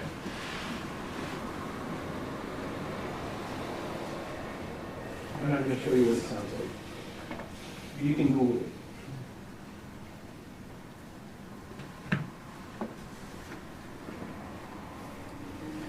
I'm going to answer your question in just a second. Okay? Do we want to take a 5-minute or do you want to keep going? Because I have you for 45 more minutes and I have a lot to talk about. And I promise it's worth it. Sorry. You got more to know. Yeah, that's true. You know that thing that he was talking about in the movie? Yeah, the hip flask and then. Okay, let's keep going. All right, so just a summary. Flow rates on the bottom, right? Heads on the vertical, impeller diameters, 1/8-inch increments, right? Brake horsepower lines and efficiency curves and the hot suction. Look what happens to MPSH as you get to the right of the curve. You need more. Okay? That's just a character. That's important. Like, I'm going to kind of expect you to remember that. Okay? Look at this curve. As you get to the right of the curve, as you start to flow more water on that pump, your MPSH requirement starts to go up. So this pump, if you're right at the end of the curve, I mean, you would never want to run a pump here, but if you did, it can go up to 20 instead of 5. It's pretty easy to get there under some circumstances. If you overhead your pump, right, more is always better. Let's add an extra 50% to our head calculation. All right. All right, we're going to geek out. Pump affinity loss and affinity loss work the same. Okay? Whew. Capacity varies directly with the motor speed. So that's this. Right? Head varies as the square of the speed, or impeller diameter. So that's this. It's the square of the speed, or square of the impeller diameter. Power varies as a Q, as the speed. Q. Q. This whole Q-back relationship, that's why drives save so much energy. Because if I have a starting RPM, full speed, and I slow that thing down, this Q function really starts to reduce the power, and that's why we save energy with drives. It's because of this relationship. How can I use that equation? Okay. If I can do some math and I get this equation here. How is that helpful? Because if I have some beginning flow and head that I've determined by identifying the pump and all that stuff, and now I want to, I need a little bit more flow, 10 more gallons a minute, I can plug in my second flow here and calculate what the new head will be. Because the head's a function of how much flow is going through that pipe. The more flow, the more restriction, the more head loss. Right? So this is a really easy, provides a solid analytical tool. You can just use that. Here's my original flow and head. What's my new flow and head going to be? All right. So the pump has to operate somewhere on the impeller curve. So I have this pump, and I've trimmed the impeller to 9 inches. The pump will operate somewhere on that orange line. Remember that. Okay? It has to operate there. At that speed. At that speed. get ahead of me a little bit. But it's fun. I appreciate doing it. If I had a smaller impeller, then it would operate on that line. At some specific. If I change the speed, things happen. Okay? Just remember that. So this pump, 450 gallons a minute, at 70 feet ahead, with the 9-inch impeller. Okay? I can plug that into this equation, these equations, okay? Mainly that equation, and I can develop this curve. We call that the system curve. It's a parabolic shape because of the squared function, taking you back to whatever that class is, right? So this, literally, wherever the system curve and the impeller curve cross or touch, that's your operating point of the pump. Okay? So if this pump was seeing 80 feet ahead, what would happen? Well, this curve would change and it would come up and hit 80 feet ahead. If it was showing 60 feet ahead or 50, this curve would do this and hit over here wherever that impeller cut in 50 is. So it would hit there. The curve would look like this. Does that make sense? So for any given point, I can determine all of these other points by using those equations. So here's the situation, 450 at 70, what would happen at 400 GPM? I do the math. The new head at 450, at 450 or is it 400? What did I say? 400, well, it's going to be less, right? 55 feet. So if I go to 400, actually it'd be this way. 400. Right. Okay, thank you. I'm confused. So I'd be running here. Okay? Usually it goes the other way. The flow goes up, the head goes up.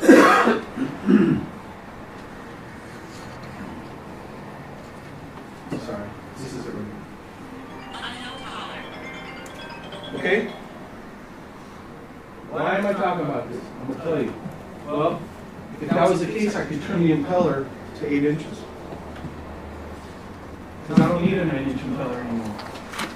I can use an 8-inch impeller.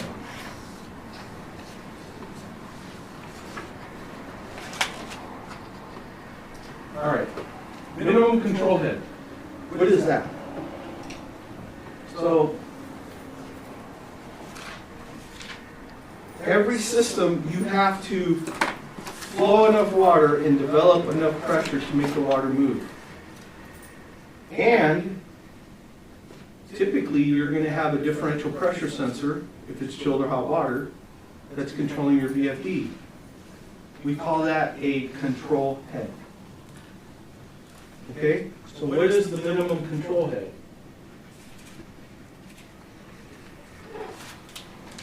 Minimum control head is basically whatever that DP sensor is set at. So it depends on the system. This is a variable primary system.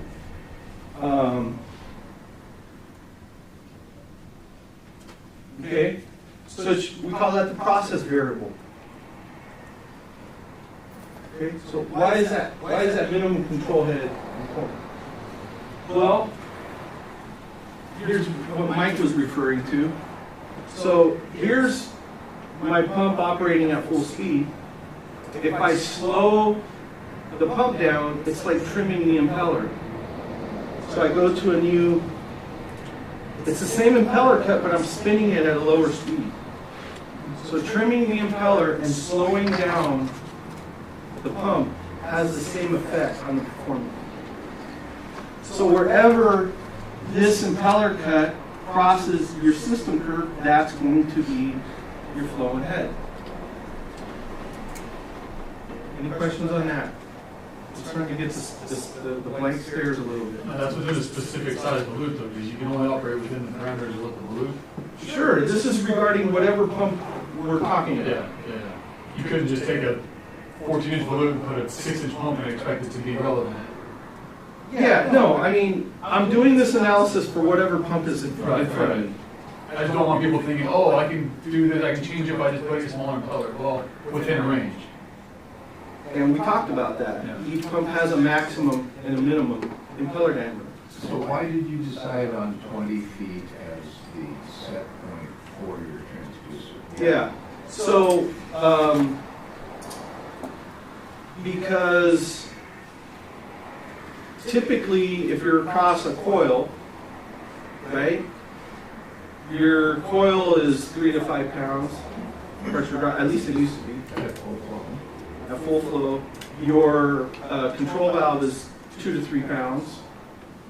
So I'm basically, this is basing it on like 8 to 10 pound Okay. process variable. So the term process as you're using it gets back to your heat exchange location. Right, wherever your differential pressure sensor, because this differential pressure sensor gets wired back to the VFD.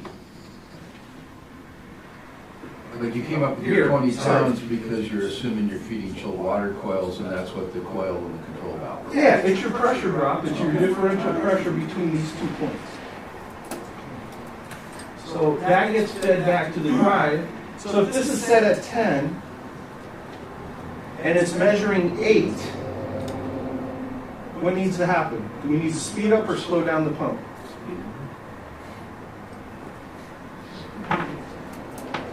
So the more flow we have through the piping, the more resistance it creates. So if I'm set at 10, I want to maintain 10 across that coil, and I'm only at 8, it doesn't have enough flow to create a 10-pound pressure drop. It only has enough flow to create an 8-pound pressure drop. So we need to increase the flow so we get to 10. Because that's what we decided is the correct differential across that valve. If I'm at 12, that's too much. I got to slow the pump down. So this is what's telling the drive, speed up or slow down. Okay? Why am I talking about that? Because, what did I say? Ooh. What did I say? About where it operates on the curve. Right? I said that it has to operate wherever they cross. Right? So if I slow, this is the impeller at different speeds. If I slow this down to 700 RPM, is it going to work?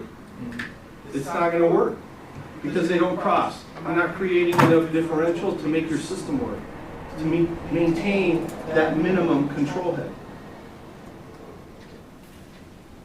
He's nodding, so it's not blinking anymore. It's better. He's nodding. Does this make any sense? We're geeking out a little bit. But if you understand this, a lot of times people say, hey, what's the minimum speed I can run my pump? And they think it's a function of the pump. I'm going to knock this thing off, man, and I'm going to be so embarrassed. They think it's a function of the pump. Well, in old days it was. If we slowed the motor down too much, it wouldn't get enough cooling to burn out. But we fixed that with the wires, Dodge Phelps wiring in the motor. We figured all that out.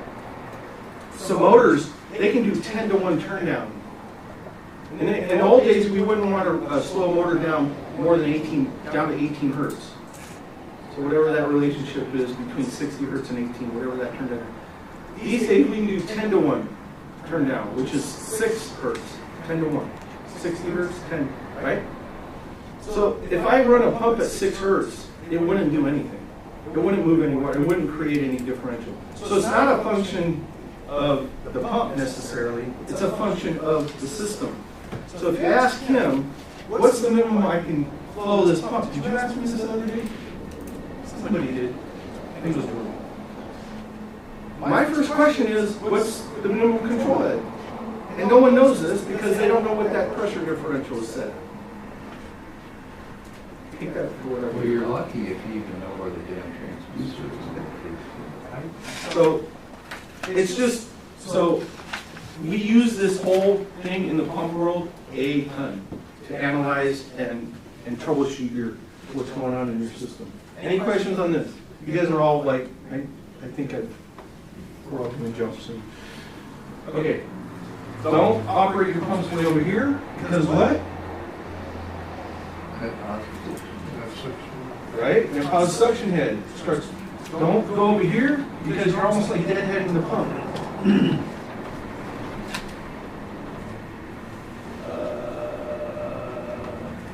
I talked about that if I saw 60, 70, 80, 76 feet ahead, this curve would go like this. So what flow am I going to get at 76 feet ahead? The system curve and the impeller cut, wherever they cross, that's the flow I'm getting. So if I had 76 feet ahead, what would be the flow of that pump? I don't know either. Because it's a constant head for some amount of flow. You might get 10 gallons a minute, you might get 50, you might get 43. So you always want your pump to be operating out here where there's some slope. So you don't want to pick your pump operating. We see that a fair amount. You want your pump operating out here where there's some slope. You get better control out there. So avoid over here. We don't want to be in the flat region. Or what I just said, and also you start to kind of deadhead the pump. Horsepower. So this says 5, and this says 7.5. So if I'm operating there, what's the brake horsepower that the pump is seeing? This says 5, this says 7.5. So if I'm operating right there, what brake horsepower is the pump seeing? 5, right? So if I'm operating here, this says 5, this says 7.5. I know you can't read it.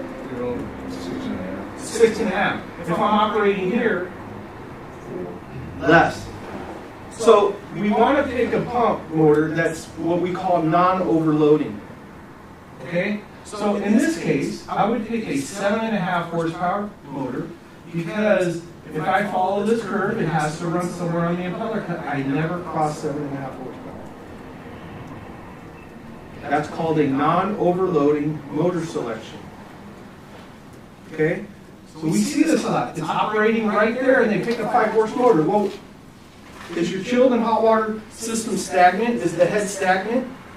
Aren't those valves opening and closing? So as they close more head, the pump starts to draw back, and then it slows down. You have all this whole relationship, right? If they open, less pressure, the pump starts to flow more water. So what happens is we can get out here and start to overload that motor. Now, if this end of curve was, let's say you had a 100 horsepower pump, and the end of curve was like 101 horsepower, and your duty point was like 75. Would I pick a 125 horsepower motor? No, you're not supposed to be running out here. So we get into that sometimes. Oh, your non-overloading is 102 horsepower. We need 125 horsepower, but we're operating out back here at 80 horsepower. Remember, your motor, for all intents and purposes, has a 15% service factor. So that 100 horsepower motor is really 15%. Your 10 horsepower motor is really 11.5 horsepower. Right? So, we can't be robots. We got to be thinkers. Right? And so this whole business about overloading, we have to, take that with a grain of salt. Now, understand that motors are rated. I'm not going to get through everything. This is really important. Motors are rated. There's I think 5 things that a motor is, the ambient temperature, the elevation, right?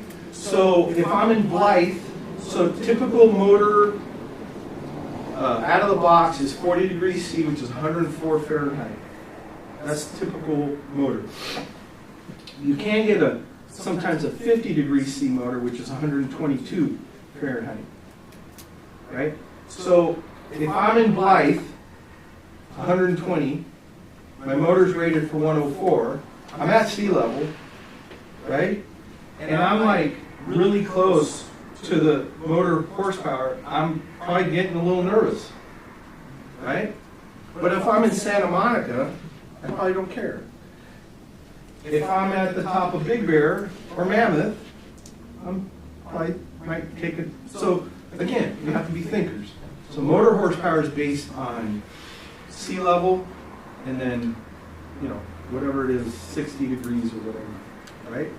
Just understand that a 10 horsepower motor in Blythe is no longer a 10 horsepower motor. Or a 10 horsepower motor at the top of Mammoth is no longer a 10 horsepower motor. So you have to take your ambient conditions into consideration sometimes. That doesn't come up much, but it's good to know. All right. Motor speed. So look, this is the same pump. I'm running at 1750 here. I'm running at 3500, 3600 here, right? Same pump. So this is the affinity laws working, right? So look at this pump. This pump goes anywhere from like 50 to 250 gallons a minute. Remember, the flow was to the first degree, right? It was a linear relationship. So that doesn't change much when I speed it up. The head was a second degree. Remember that? So look at the head. This pump goes up to 100 feet ahead, but look, now it can do 400 feet ahead just by doubling. That's that second affinity law working. And look at the power. This is 7.5 horsepower max. Now it's 60 horsepower. So you can see if I slow that pump down, look what happens to the horsepower. If I start to slow it down this way, it starts to drop. Right? So that blue curve, as I slow the pump down, I start to come down. So that's that third affinity law. That's why the drive helps so much to save energy. Any questions on that? I know I'm going fast, you guys. I'm sorry. Be careful with close coupled pumps. So this is a legitimate curve. This is a close coupled inline pump, 1150 RPM, legitimate curve from the factory. So the maximum horsepower that this curve is asking for is 3/4 horsepower. This is the catalog from the motor manufacturer. There is no 3/4 horsepower. So why am I telling you this? Because if you walk up to a motor and it's 1150 RPM and it's close coupled, you might not be able to go to AAA or Arbuckle and pick up a motor. Just understand that some of these motors are a little bit more special and they have longer lead times. So this is a definite purpose motor used for pumps. JM frames is what used for close coupled pumps. As opposed to a T-frame motor that's used on a base-mounted pump. A T-frame motor is used for pumps, fans, elevators, so they're more readily available. Just a tidbit. So there'll be times where the engineer schedules this pump with the 3/4, and I'm like, I can't even get that. And then it causes this big havoc because I got to give them more horsepower. Oh no. Doesn't really matter. Okay. Too little flow. What can we do if we have too little flow? We can increase the impeller diameter, or we can increase the motor speed. Right? Obviously, getting more isn't for free. So you're going to have to increase your motor horsepower. All right. So we have this pump. Design is 400 at 35. 400 at 35. But you're only getting 300 gallons a minute out of it. Okay? That's a problem. I need 100 more gallons a minute. How am I going to get that? Well, I told you that by using affinity laws, I can that's what I'm looking for? Predict. By using that affinity law, right? So I have this point, I use this head or this flow rate, and I calculate the other one. So at 400, this pump would actually require about I don't know, 98 feet ahead? Can I get 98 feet ahead out of that pump? No, I'm way above the maximum impeller size. Right? I can probably get whatever, this much. But I started with a 7.5 horsepower motor, and now I gotta go to 15. So your wire size changes, your drive changes, but let's assume that's not a problem. What happens to the pump?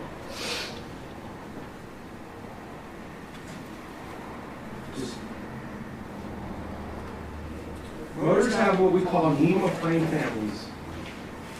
Okay? 5 and 7.5, I'm sorry. 3 and 5 are the 180s.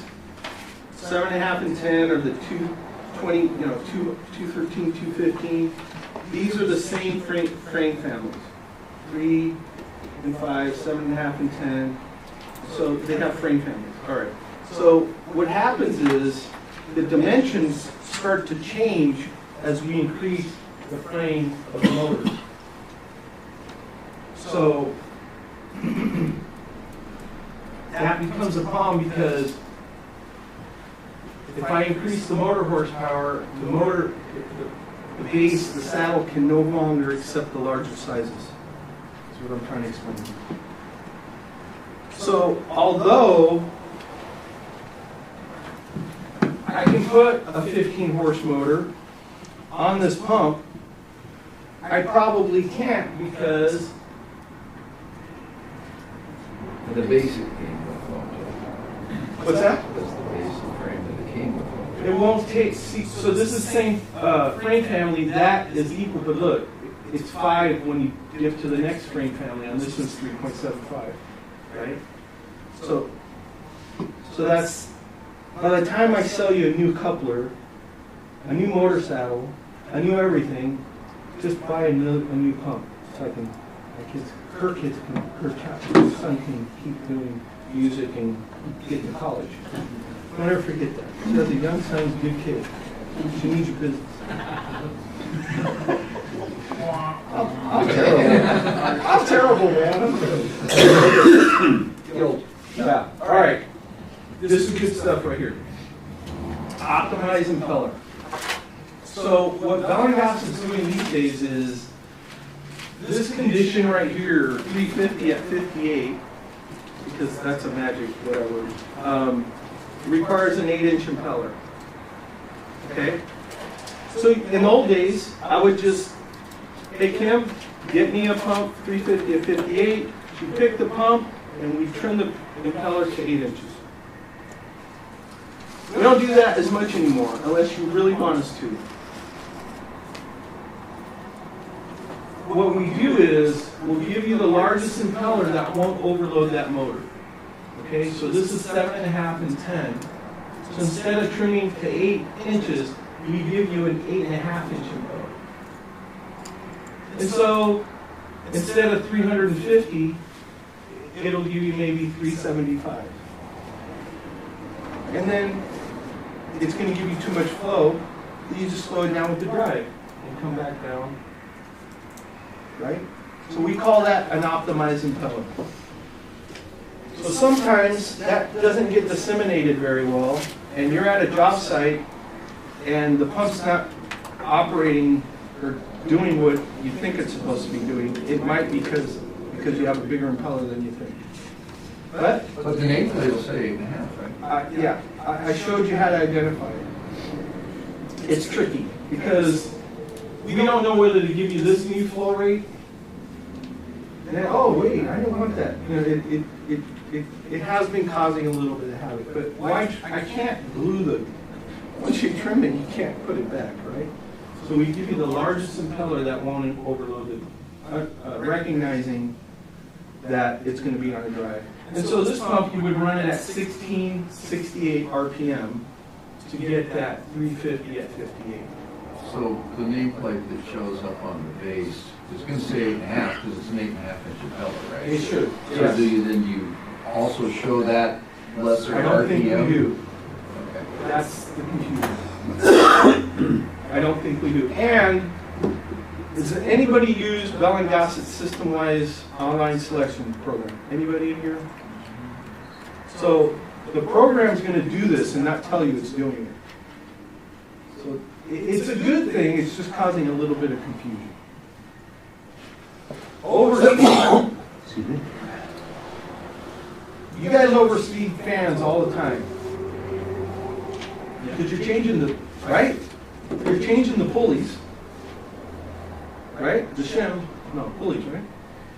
So why can't we do that with pumps? They're both centrifugal devices. Well, for some reason, there's a resistance with the pumps, which I don't understand. So, Mike, there was a time when we couldn't vary the flow through a chiller, right? Couldn't vary as much. So there was, primary, secondary piping, and we would do a constant primary and a variable secondary. Well, why can't we vary the flow through chillers now, like, and do variable primary? Mostly because of controls. Because we can, right? Why the 140 to 180 thing on a boiler? That 140, boilers start to condense at 130 degrees.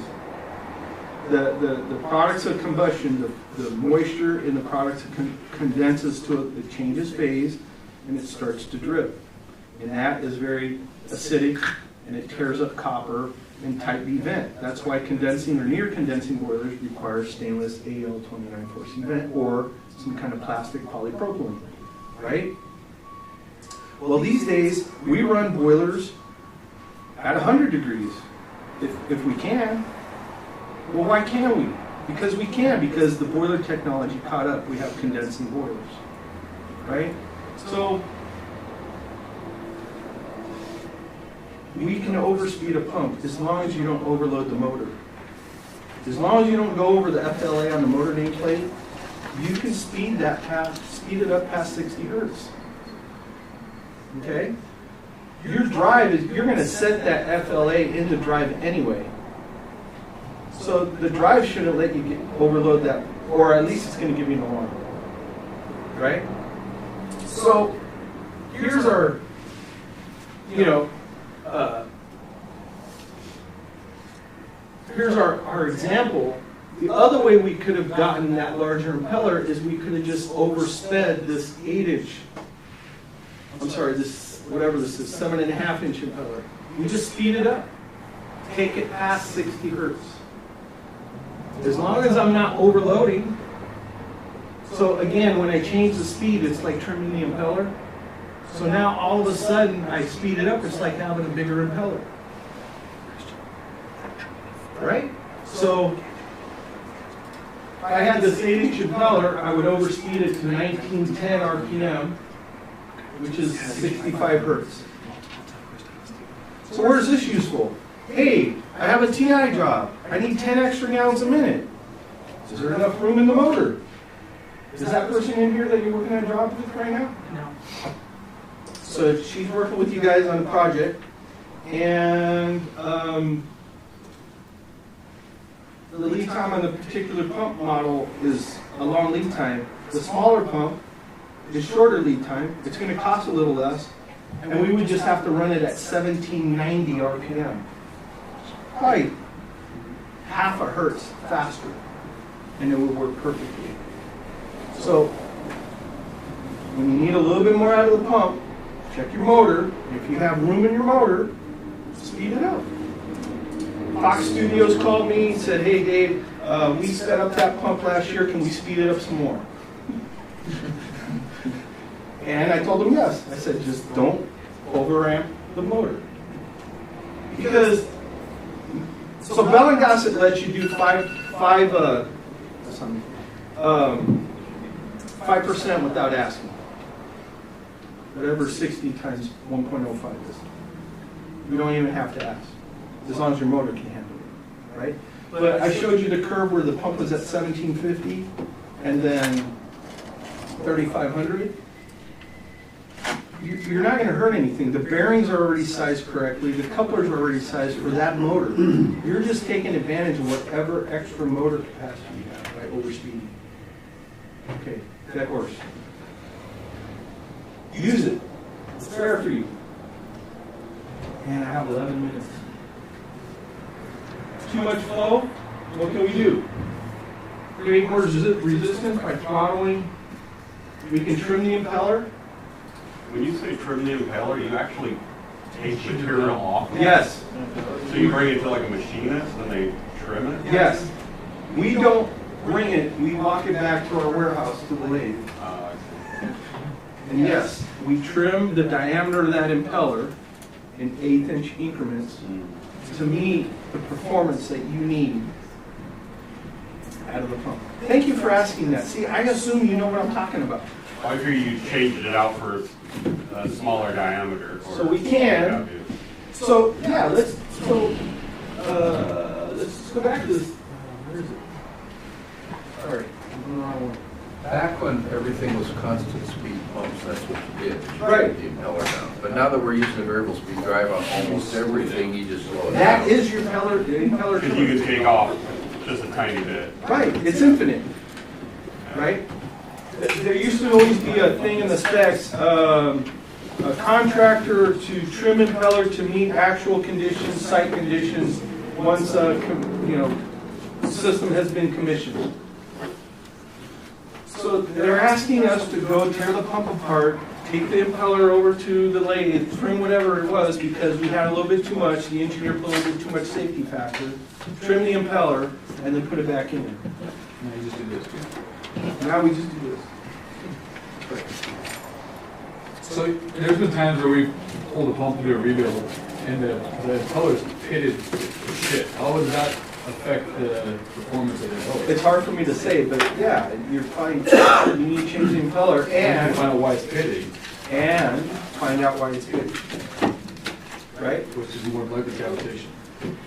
Or Maybe, yeah, sand. So that was, when we do the class at our shop, we change out a seal and stuff. I mean, we're not supposed to be pumping solid, particulates, not a concrete pump. right? So it's supposed to be clean, right? So, yeah, change the impeller and find out why. Okay, let's try to just get through this real quick. Too much flow. 450 at whatever it is, 70, but I'm getting 550, right? So the head in the system wasn't what we calculated. It wasn't 70, it was actually 60. So what's going to happen? That pump's going to run out here till it finds 60, and now I'm on this system curve. So the pump's going to operate wherever the system curve and the impeller diameter meet. I'm just going to keep, repeating that. So, how do I get this pump back up to 450 gallons a minute or 70 feet ahead? Well, one way is to throttle your discharge valve, your balancing valve if you have one. And your butterfly valve isn't typically meant for that. But I basically have to create 10 more feet of resistance to that pump. When that pump sees the 10 feet, what does it do? It comes up because it's seeing more pressure drop and it's going to find whatever. So earlier somebody said, how do you know it's not cavitation? So now that you know this, if you think a pump's cavitating, what could you do to see if it's cavitating? What can you easily do out on the job, right there in front of you, that you could determine if it's cavitation or not? Pressure readings, yes. You don't have any gauges. Damn it, they didn't listen to Dave.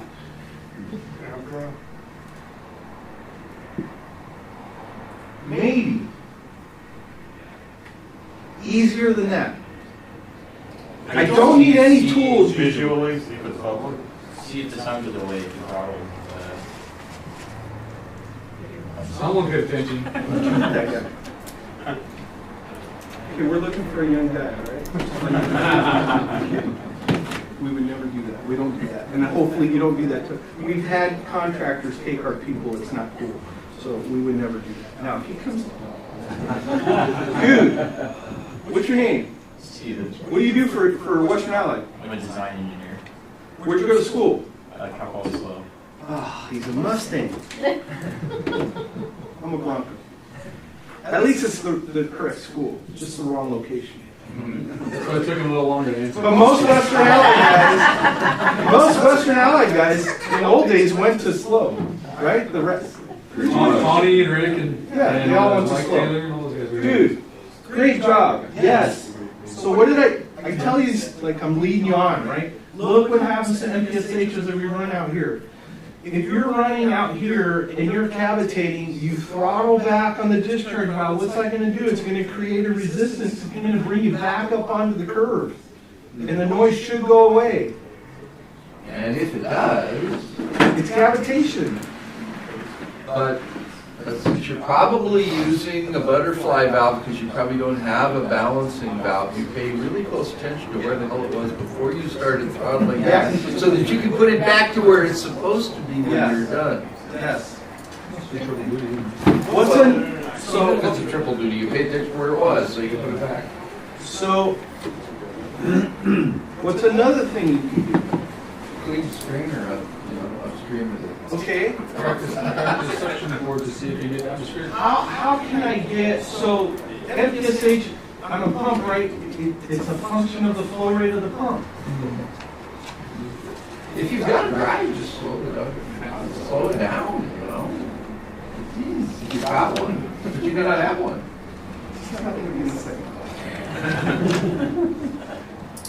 Well, you want to do it quicker. I'm helping you.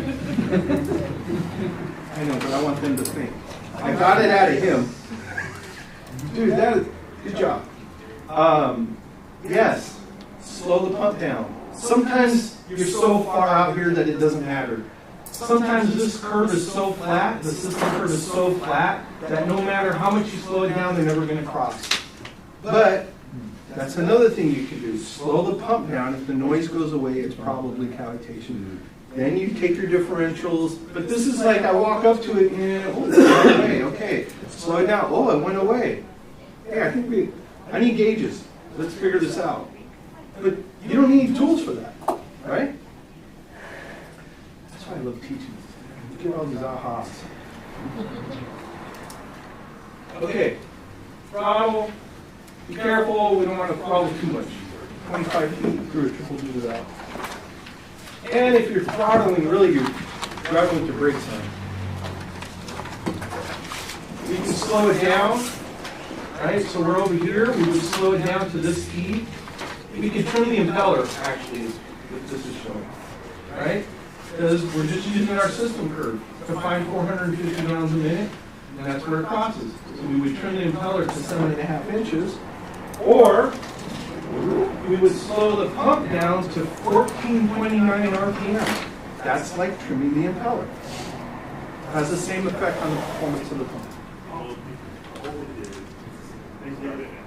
We did this. Okay, so what do you think? Should I do this first, or is it better to have the information about the curves and all that? Because today was the first time I moved it up. Because sometimes I'm running out of time, and I think this is so important for you guys. Okay, cool. I'll just have to understand I haven't defined some of this stuff. The rest of it, guys,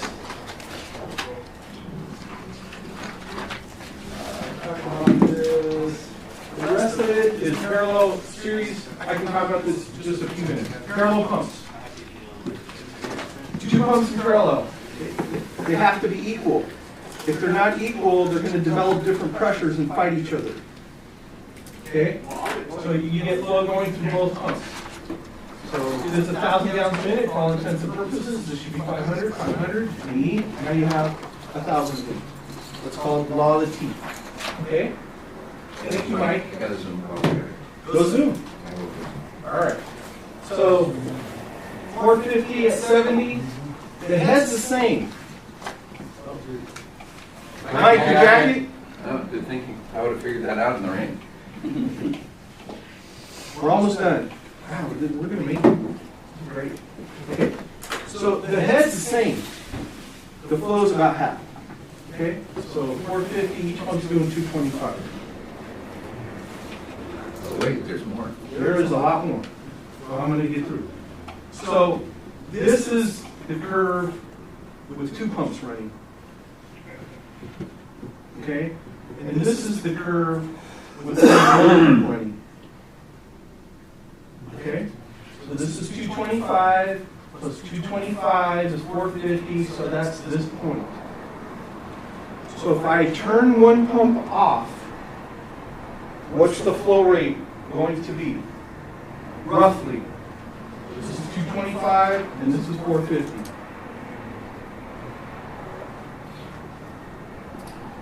This is the curve with 2 pumps running. This is the curve with 1 pump, single pump running. What flow rate am I going to have with 1 pump running?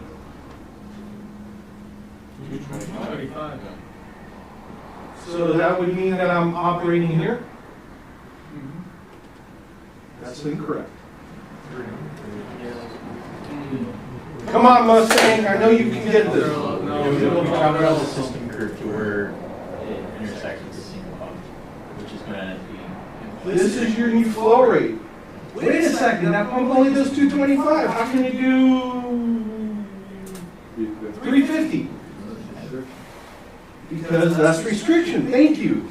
So the pump's going to go down onto the curve because I'm flowing less water. It's the same size pipe, same size valves. All that's the same. I'm flowing less water, less restriction, less drag. Pump sees less head until it finds its happy point.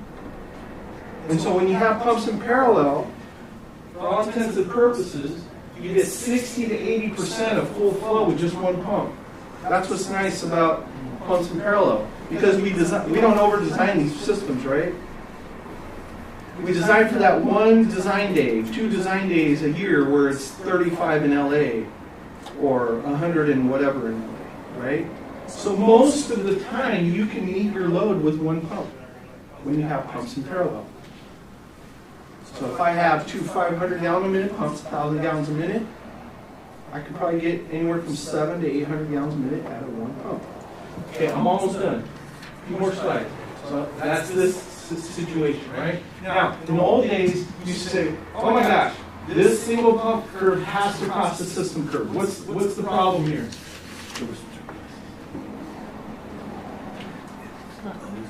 What's the problem here? It never intersects.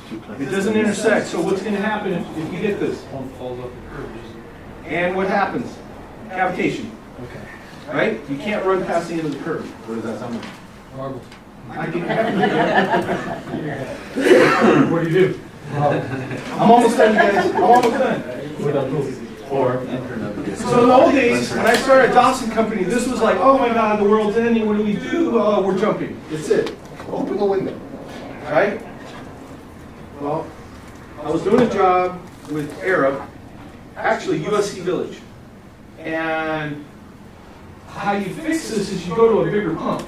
So this is a 3-inch pump, this is a 4-inch pump. Right? But if you have too many pumps in parallel, this pump right here, like 1 pump by itself almost doesn't do anything. So it doesn't work very well.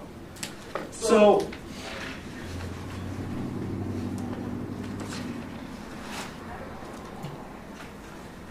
I asked the engineer, are you gonna stage pumps with chillers? In other words, if I turn a chiller off, am I gonna turn a pump off? And he says yes. So look at this curve. Okay, so this is 2 pumps, 1 pump. 2 pumps, 1 pump. 2 pumps, 1 pump. So can I do this? Can I run it at 850? Yes, they cross. Can I run it at 1100? Yes, they cross. Can I run at 1400? They barely touch. I'm good. So the point is, and this is like 550, right? So if my pump is supposed to do 500, I'm going to stage another pump on before I get to 550. So this issue will never happen. So we don't have to worry about it. So that's what we did at USC Village. The pumps were 1 size smaller. They're actually more efficient. And it's not a problem because we're staging pumps on before it runs off the end of the curve. done. So a quick question for parallel pumps. I've been told that it's more efficient to run both pumps at a lower speed. A lot of times it is, and we can do that analysis for you. Okay. It's just like condensing boilers. Condensing boilers, you want to run as many boilers as you can, so you get the slowest flow. Lowest flow, what happens to your delta T when you have a lower flow? Your delta T gets bigger, and condensing boilers love more delta T. They're going to condense more and be more efficient. All right, I didn't make it by 4 minutes. Thank you. Thank